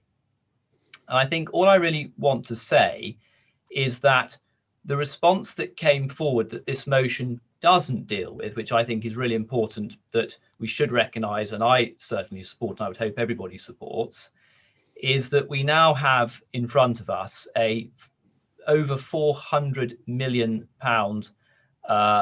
response to ensuring that no vulnerable child is and family goes hungry and is well catered for, and also incredibly importantly over this pandemic, but also sets up what I think are things that I hope that we will do as a government going forward. Councillor Baker, can I remind you, you are in a district council meeting. Yes, that's right. Yeah. So Thank what you. we have before us is an amendment, is a motion from the district council from 2 members. We have a proposed amendment from Councillor Rest to add in a reference to the additional funding that is available through pupil premium. Yes, I'm aware of that. I'm talking about the motion, and you can come to the amendment, I'm sure, Mr. Chairman, in a moment. So if I could just go back to what I was saying, I really welcome the fact that we have a £170 million grant scheme, and also importantly that this motion doesn't mention, which I think is really important, the fact that we now have the holiday schemes that are coming forward, which really will ensure, in a better way than the free school meal voucher scheme that this motion deals with, it will be a better way of ensuring that no children go hungry, because the hot, nutritious meal can be served through the Holiday Club programme. And I think that's really important. What I do welcome in this motion is that the Healthy Start vouchers are important, and that is being covered by the government's motions.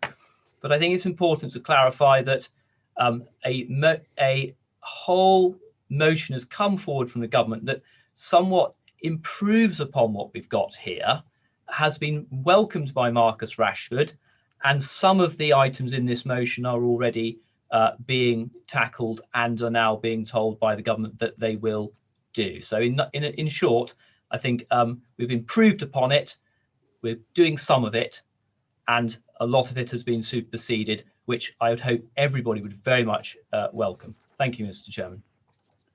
Thank you, Councillor Baker.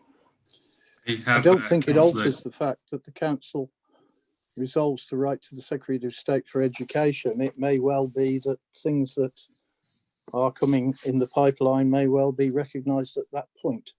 So we still have this motion. We still have an amendment from Councillor Rest. Now I have. If Councillor Shires would like to speak next, Yeah, Councillor Shires and then Councillor Lloyd, I think.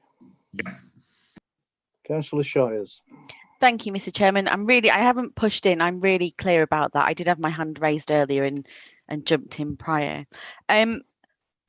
I'm really sad that it's 2020 and we still have children who live in poverty. And for me as a parent, you know, it's deeply saddening. My son takes extra snacks to school for his friends whose families are struggling. And whilst I do understand that pupil premium, if we go back to it, you apply for free school meals and pupil premium happens, and that's a wraparound, but not every family can get free school meals with the current caps on finances. So we have what is widely known as the working poor now. We have families who work incredibly hard, who struggle, who are providing for their families day in, day out, who would not meet this mark based on the current levels. So I fully support that we need to look at this. I fully support this motion, but I fully support that child poverty should not exist today, and it should not exist because we are a wealthy country and we have to reduce the inequality that is created by the wealth poverty divide. We have to do it. We have children that will be our future, and we have to commit today to doing anything possible to reduce inequality. That's all I've got to say, but I do fully support the motion. Thank you very much, Lucy. Now I have Councillor Lloyd. Very briefly, Chair, thank you. I was just going to intervene earlier to say that pupil premium and free school meals are two separate things and shouldn't be confused really. But having listened to some of the debate, I must say I was surprised that the member for Holt is in so much support for this free school meals provision after his voting record in Westminster. Thank you. All right, thank you, Councillor Lloyd. Councillor Penfold. Thank you, Mr. Chair. Yeah, just to clear up the confusion around pupil premium, because I'm not sure the amendment does really make sense. If a pupil claims free school meals, then the school is entitled to claim pupil premium for that child. So that pupil premium money is used then to support that child's learning. So, for example, special educational needs support or whatever it is. So it's £1,320 for every primary age pupil, £935 for every secondary age pupil. But that pupil premium money isn't money that the pupils themselves or the families can claim. It's claimed by the school if the pupil is in receipt of a free school meal. And I just think in the motion as it is, what we're looking at is extending vouchers or free school meals into every school holiday. So that is beyond the scope of what's being proposed by the government at the moment, because we're looking into the future and securing that to the future. Thank you. Thank you, Councillor Penfold. Now, I now believe that Councillor Hayman is indicated he's willing to accept Councillor Rest's amendment referring to the pupil premium, and there is no need, therefore, to take a separate vote on it. It can form part of the substantive motion. Updated that again, Chairman. Sorry? He's just updated that again. I do have two further people that would like to speak, Paul Heinrich and Councillor Liz Withington, after Greg has come back. Yes, I just wanted to say that I think in the light of the further clarification that colleagues have provided, I think the pupil premium issue is confusing the matters, and sorry, John, but I understand what you're trying to say, but I think actually it is complicated. There are two benefits, they're interconnected or they are connected in some ways, and I had run this resolution obviously past benefits experts before I submitted it, and there was no question then of pupil premium raised, and I think as colleagues have said, it's something different. It's something that the school benefits from for pupils that attain benefits. We're looking at putting food in front of needy children now, so for that reason I don't. Okay, Chairman, can I just take the opportunity? I'll withdraw the amendment, please. Thank you, Councillor Rest. I note that. I now have Councillor Liz Withington who wants to speak, and then I think we must move on. I think it was Fine, Councillor it's Heinrich passing. first. Sorry, Mr. Oh, Chairman. Councillor Heinrich first. Oh, right, sorry, yes. Thank you, Chairman, and thanks to my colleague for clarifying the issue on pupil premium that I was also going to do. Just one thing is that we need to remember that there is a significant amount of hidden rural poverty, often goes unnoticed, and there'll be parents, the working poor, as Councillor Shires has pointed out, who will have too much pride to claim free school meals.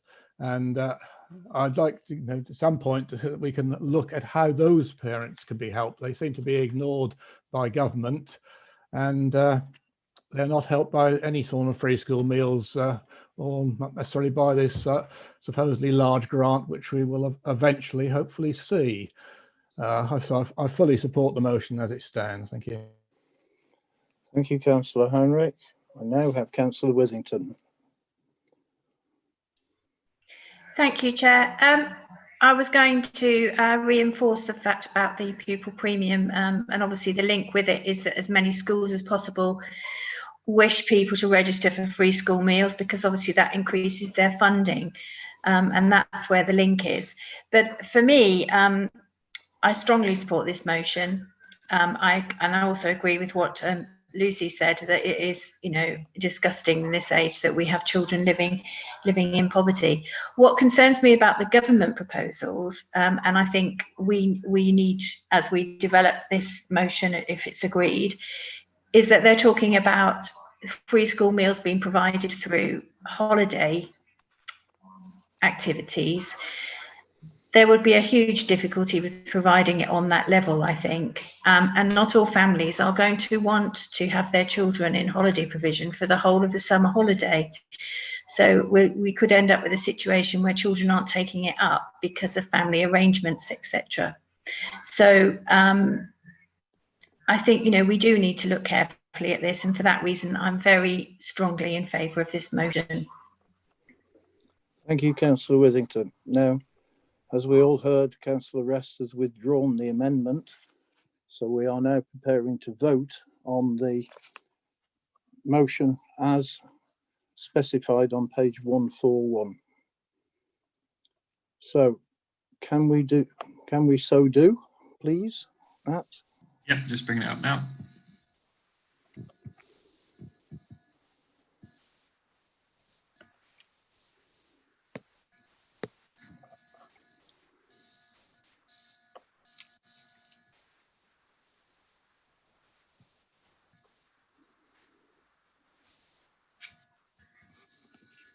Okay, if everyone's had a chance to vote.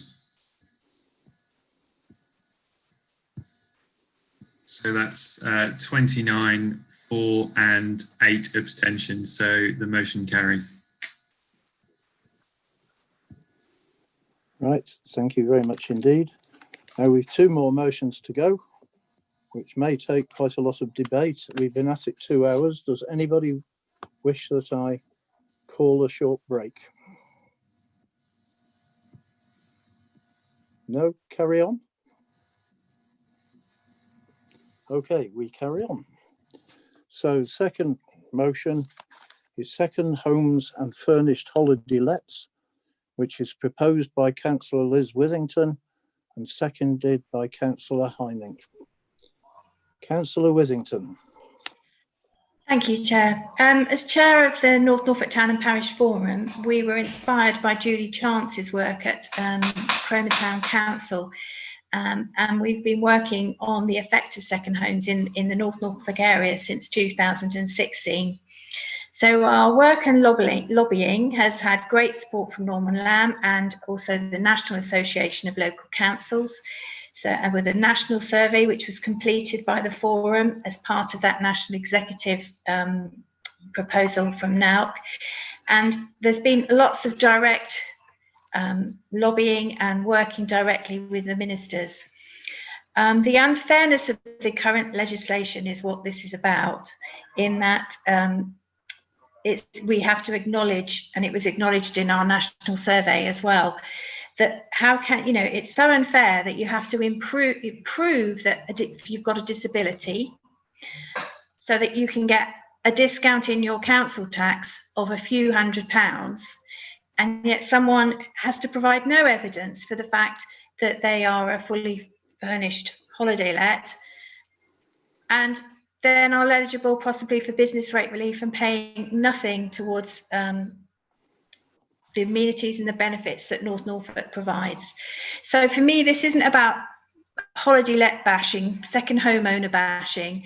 It's purely about setting it right so that people are paying fairly for what they are receiving the benefit for. And that's why I commend the motion to you. Thank you. Thank you, Councillor Withington. Councillor Hynek.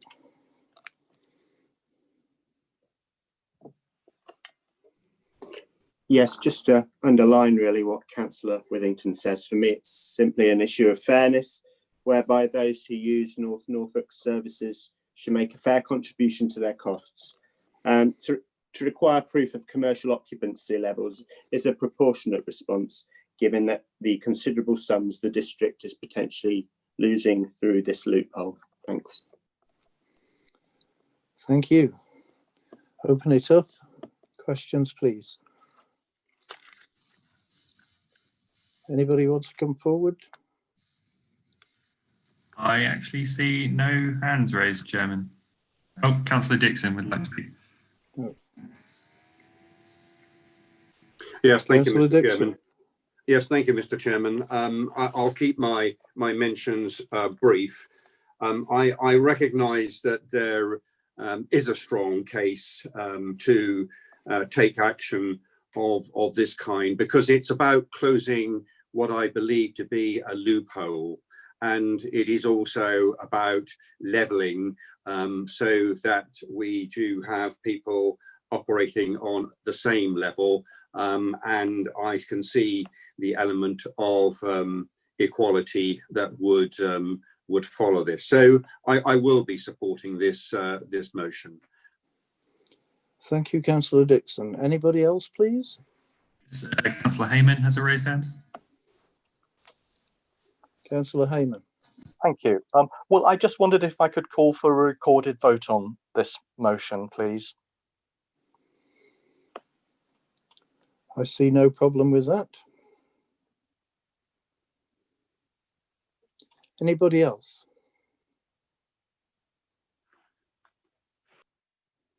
No hands, Matt? I see no further hands raised, no. Right.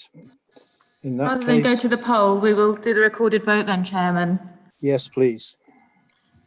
Right, so members, I will call out your names alphabetically, and if you could just indicate whether you are voting for, against or abstaining. Starting with Councillor Baker. For. Councillor Bevan-Jones. Is she there?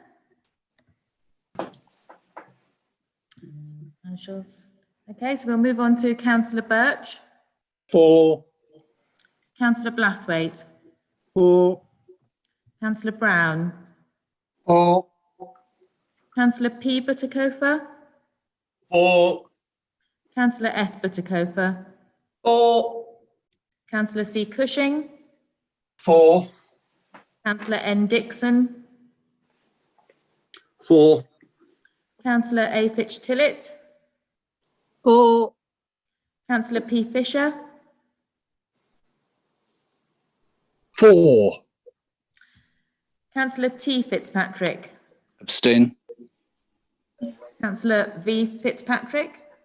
Abstain. Councillor W. Fredericks. For.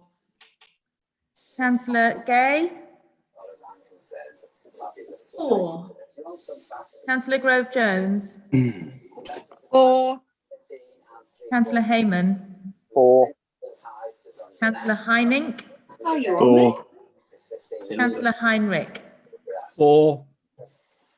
Councillor Housden. For. Councillor Kershaw. For. Councillor Lloyd. For. Councillor Mancini Boyle. For. Councillor Millership. For. Councillor Pearce. 4. Councillor Penfold. 4. Councillor Perry Warnes. 4. Councillor Punchard. 4. Councillor Rest.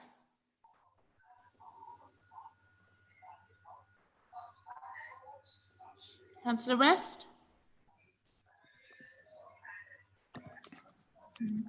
Sorry, 4. Thank you. Councillor Seward. 4. Councillor Shires. 4. Councillor Spagnola. 4.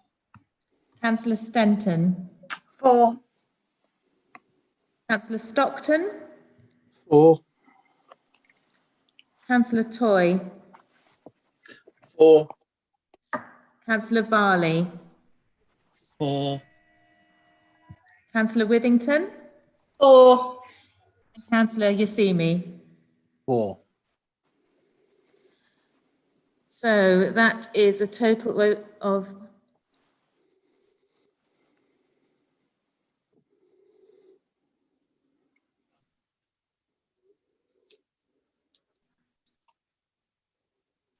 so 36 in favour with 2 abstentions, Chairman, so that is carried. Thank you very much. Okay. So that's carried, and that takes us on then to the final motion of the night, which is item 3, tackling harassment and abuse in public life, both for members and officers. This is proposed by Councillor Sarah Butikova and seconded by Councillor John Rest. So over to you, Councillor Butikova. Thank you, Mr. Chairman. Becoming and serving as a councillor is a responsibility, a privilege, and a hugely rewarding undertaking. But it is becoming increasingly clear that an increasing number of councillors and candidates are being subjected to abuse, threats, and public intimidation, undermining the principles of free speech, democratic engagement, and debate. The growth of social media has provided an additional and largely anonymous route for individuals and groups to engage in such activity. It has been known for some time that public intimidation is putting people off standing as local councillors. This is a great concern, as to get the best presentation for a community at whatever level, we need to have as wide a range of representatives from that community as possible. Diversity in all its forms helps ensure that local decision-making is robust and well-informed. Furthermore, there appears now to be a growing trend of using similar tactics to intimidate officers and civil servants working in these public servant support. We have all witnessed events in other countries where intimidation, harassment, and abuse have led to the collapse of the democratic system.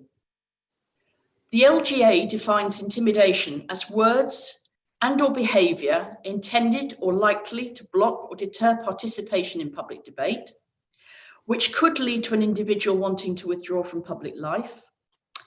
Harassment as aggressive pressure or intimidation to make timid or fearful, and especially to frighten. And abuse as repeated cruelty or violence.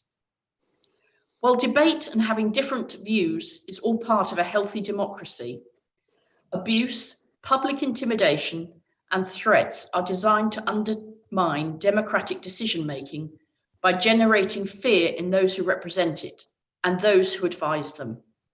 If we, who represent our local communities at this level, are prepared to tolerate unacceptable behaviour, then we will see more of the dreadful situation that led to the murder of Jo Cox. This is not just an issue for us, but those at all levels of government. I therefore urge Council to support the motion and to lead by example. Thank you. Thank you. Councillor Rest. Thank you, Chairman. I can wholeheartedly support and second this motion, bearing in mind the amount of mental stress that so many people have suffered since the outbreak of this pandemic.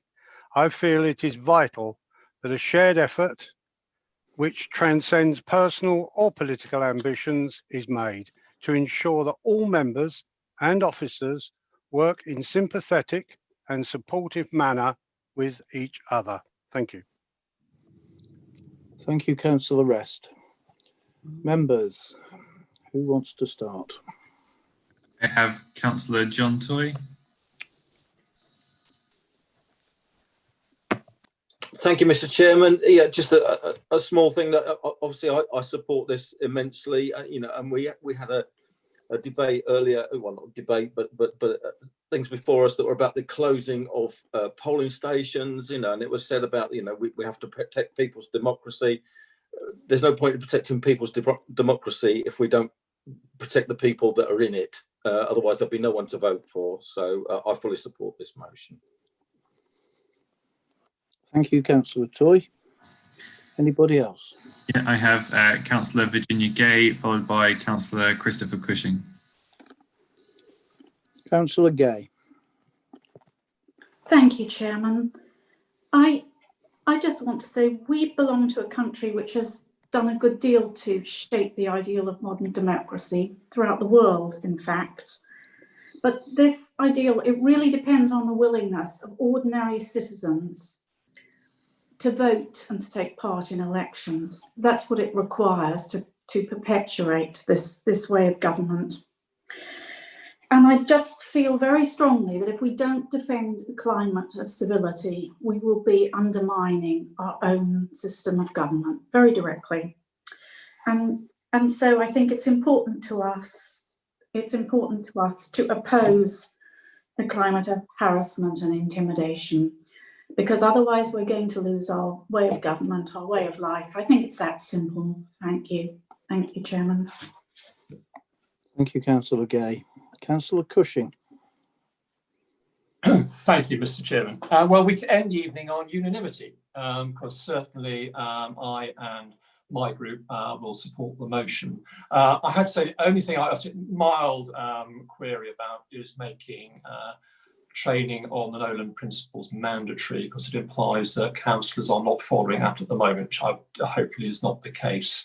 But certainly speaking on behalf of the Conservative group, we condemn all forms of harassment, threats and intimidation to elected officials and indeed government officers. And also very much an issue, as Councillor Butikoff has mentioned, about online abuse, and something I know that many elected representatives at parliamentary level and elsewhere suffer from a huge amount of that of late. And it's also important to safeguard our democratic structures, to do this as long as, which we've always taken for granted. It needs to be noted that intimidating behaviour can put people off standing from councillors, and also potentially even council officers if they wanted to rise up the ranks there. One word of caution I do want to note, though, is that we must be careful not to allow the misinterpretation or respectful challenge to hold an administration to account as being perceived as personal attacks on individuals. As hopefully all councillors will recognise, the opposition group have a crucial role to play in the sound administration of the council. We hold the administration to account in terms of providing checks and balances on executive powers, which is a key element of democracy. We provide challenge on the development and implementation of council policy.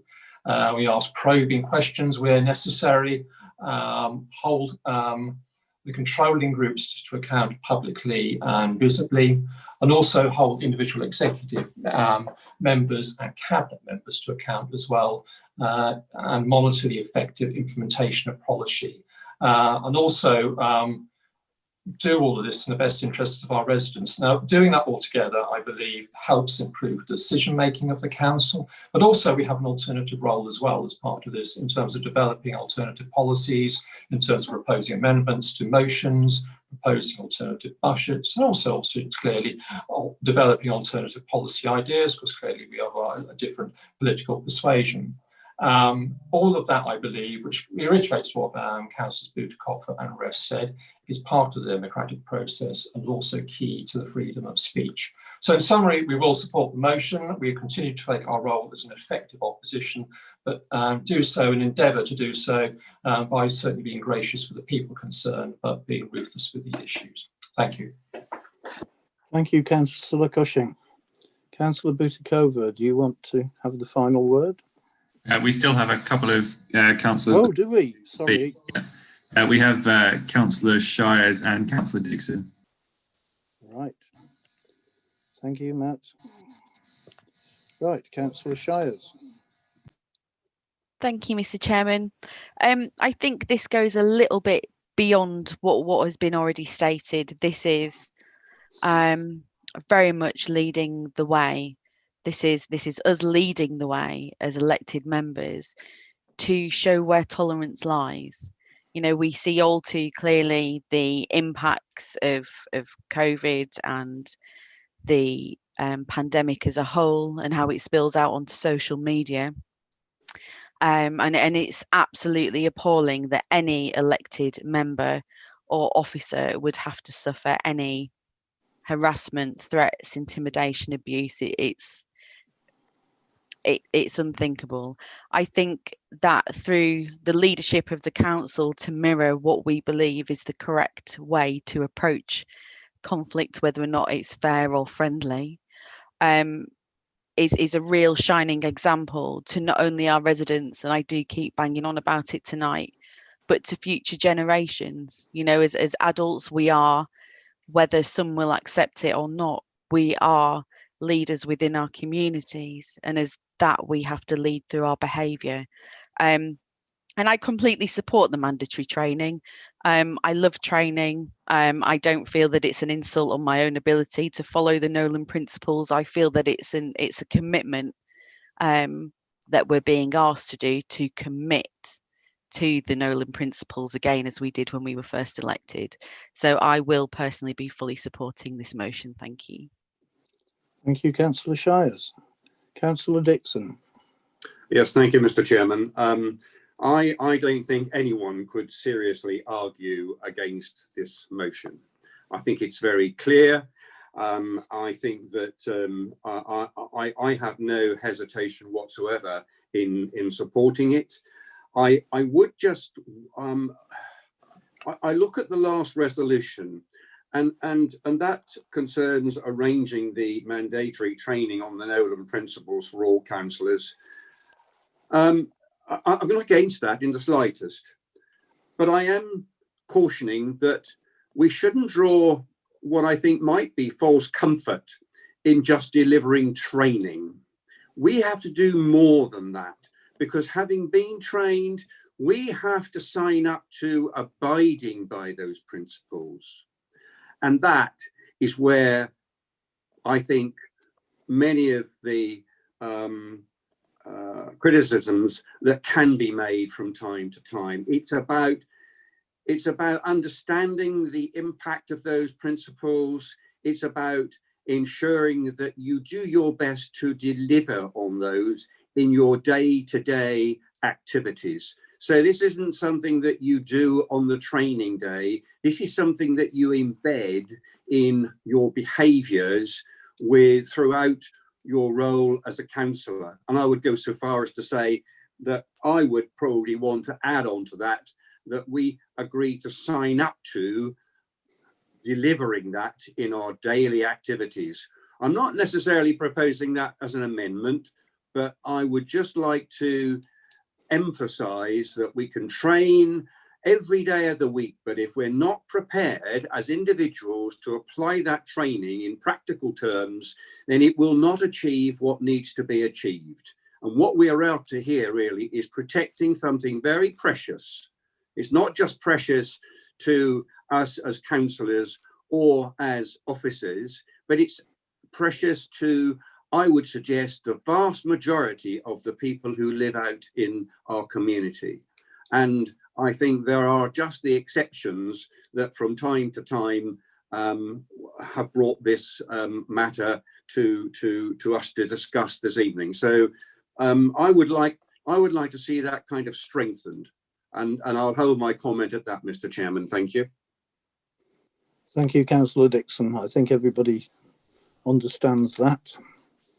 Just Have we have a few anybody more. else?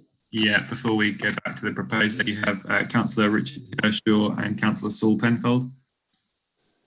Thank you. Councillor Kershaw. Thank you, Chairman.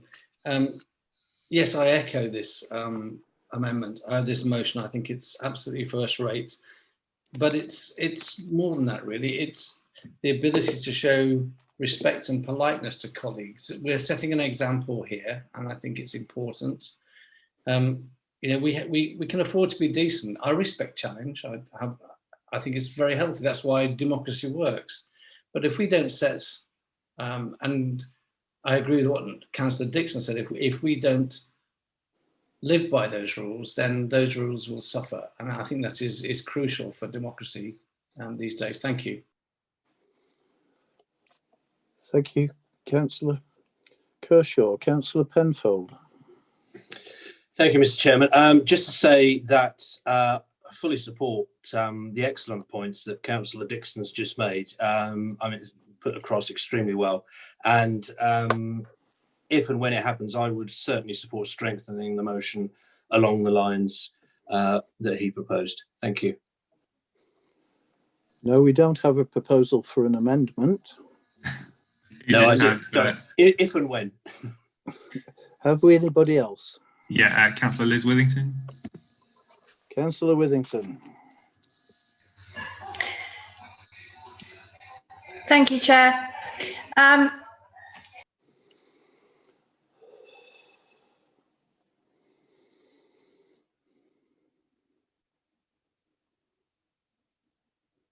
Councillor Withington.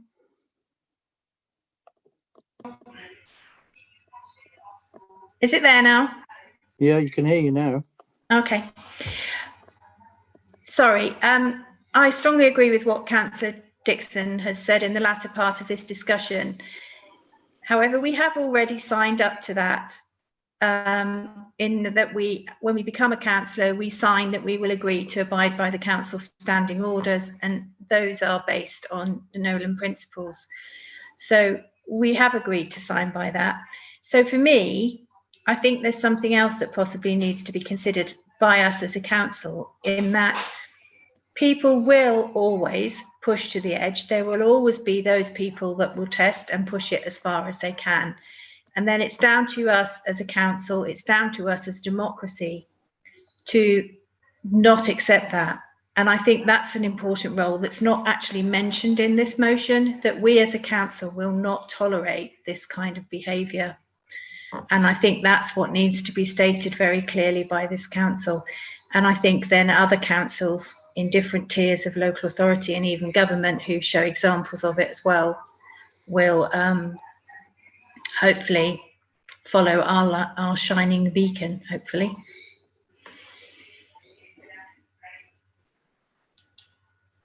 Thank you, Councillor Withington. Are you proposing an amendment, or is this a comment? I would like to see an amendment that this council shows no tolerance to the behaviours we've listed. I'm not sure we haven't already got that somewhere, but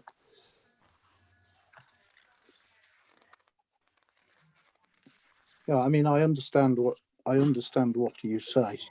At the end of the day, we must sometimes agree to disagree. The important thing is to do it with good grace and not to lose sight of what we're all here for. So, are you putting that forward definitely as an amendment? And if so, how would you want to phrase it and where? Well, we've got at the bottom, we've got 1, 2, 3, 4. This council resolves to. Could we add on the bottom of that? To this council resolves to. Sorry.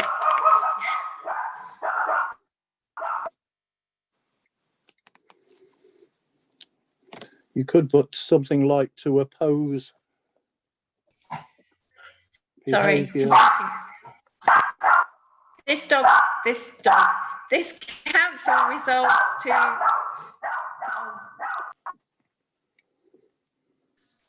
It seems we have a new member.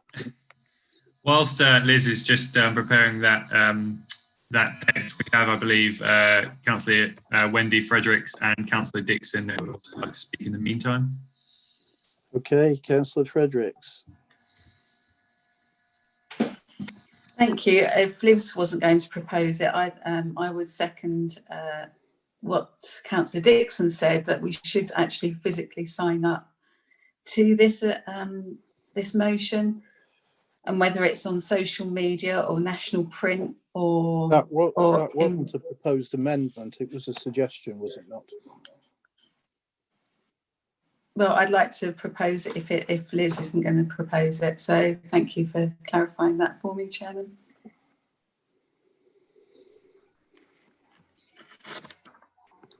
Right, we now have Councillor Dixon. Yes, thank you, Mr. Chairman. Just to come back on the subsequent comments to mine, I don't speak against them in any way. I think I probably pick up on the point that you made, Mr. Chairman, that I rather suspect that this is actually embedded in our constitution, and as has been said earlier, when we sign up, we are signing up to abiding by the constitution, and that's really one of the reasons why I stopped short of making an amendment, because I'm not really sure whether I could actually word something that would give me confidence that each and every one of us was going to abide by this any more than we currently do. So I'm not going to die in a ditch whether an amendment is made or not, but I do think that we probably already have it in our constitution. It's just that we probably need to be reminded that it's there, and we need to be reminded to abide by it. Thank you, Councillor Dixon. Yeah, I believe, as I said earlier, that this is already covered. I think we already have that kind of information. Therefore, I don't think it's necessary to have an amendment, because we already have members who signed up to what you suggest, and we already have something in the Constitution that says we will always oppose unacceptable behaviour. I haven't got the Constitution in front of me.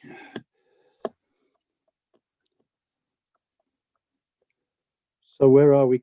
Councillor Withington, are you beavering away trying to put together something?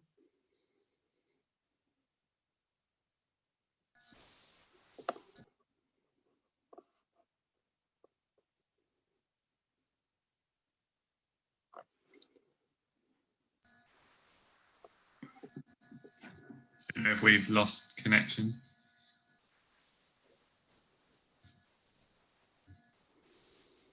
I believe in the meantime, Councillor Blathwaite would like to speak. Yeah, I've just had a message from Emma Denny that says, indeed, it is in the Constitution on page 97. As I thought, it is already covered. So now we have, sorry, who? Councillor Blathwaite. Councillor Blathwaite. Yeah, I was just going to say, following a meeting recently, I have read the Constitution right through, and it is already covered. And I would say that there is no need for an amendment at this stage.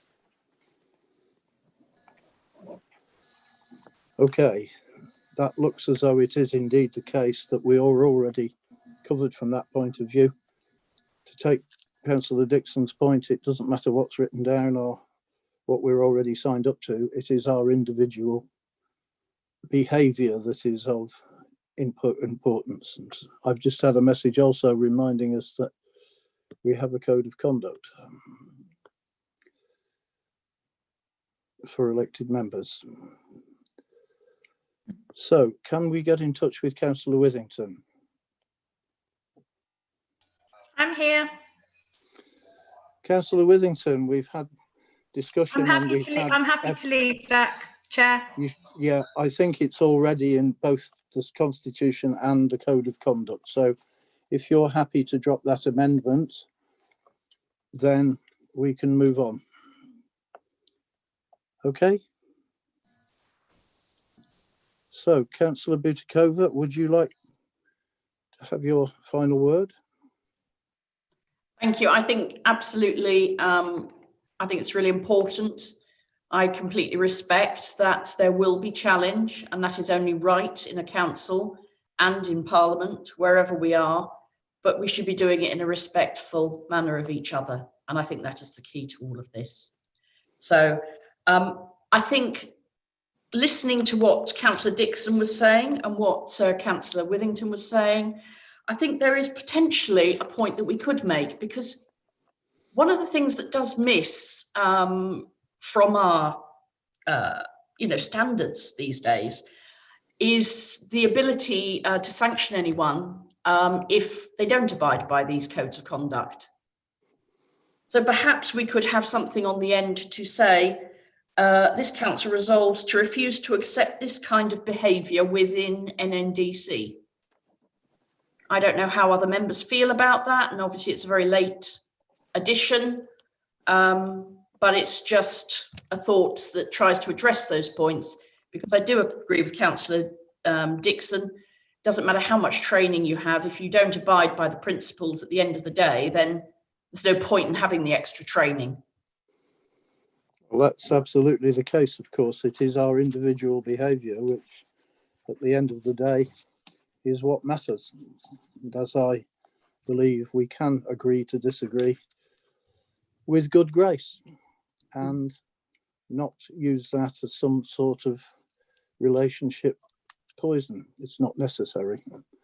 So I think we put that forward as an amendment, but I would obviously need a seconder for that because it hasn't been previously. Do we have a seconder? Councillor Shires, are you seconding? I was going to say Councillor Rest did say he was prepared to second that, and as he seconded the main motion. Right, so we have an amendment with a proposer and a seconder. So can we now please vote on that amendment? Can you read the amendment out again, please, Chair? The amendment is that, sorry, Sarah, you've got the words more than I have. To refuse to accept this kind of behaviour, so we're talking about the harassment, bullying and intimidation in public life within NNDC. And that is for both officers and members. Is that okay? That's clarified that point. So we are about to vote to accept the amendment to the motion as proposed. So we have the voting up on our screens.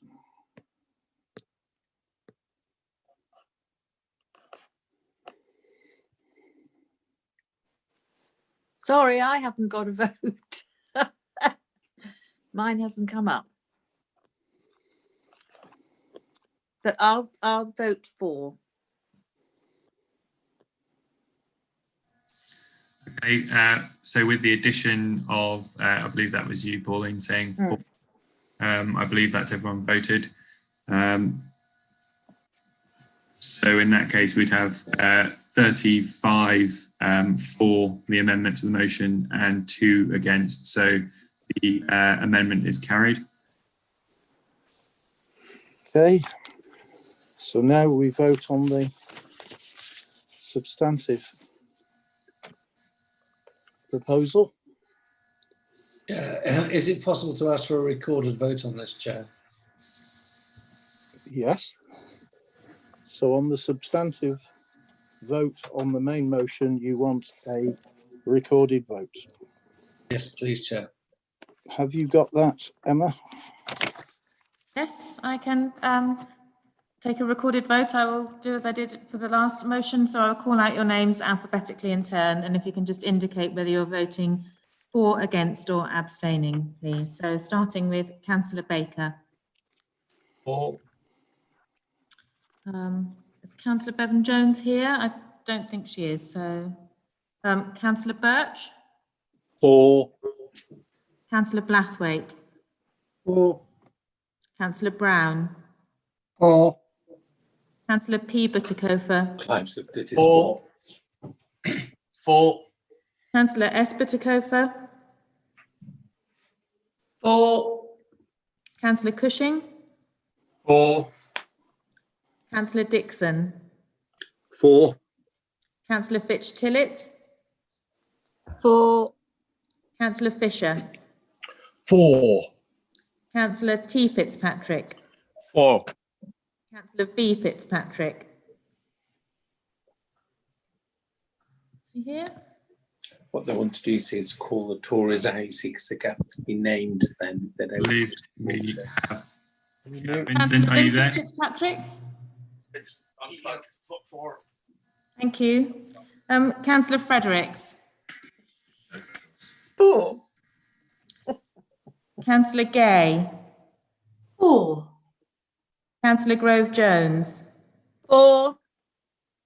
Councillor Hayman. 4. Councillor Heinink. 4.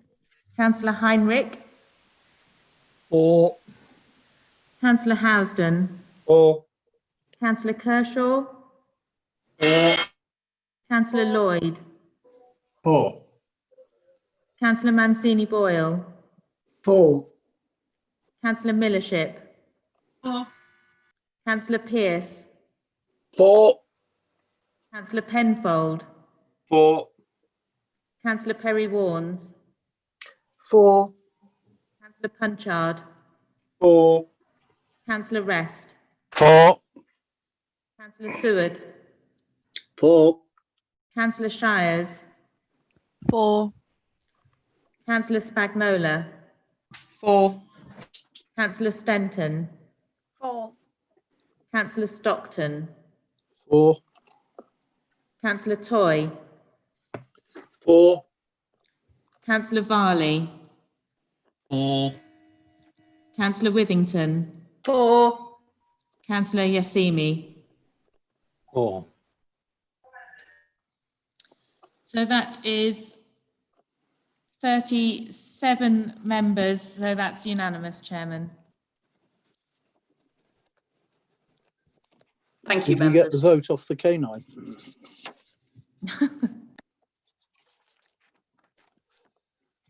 Thank you very much indeed. Now that pretty much brings us to item 17, which is exclusion of press and public, which I think is not necessary. There is no private business. So at 8:38, I will call the meeting to a close. Thank you very much indeed.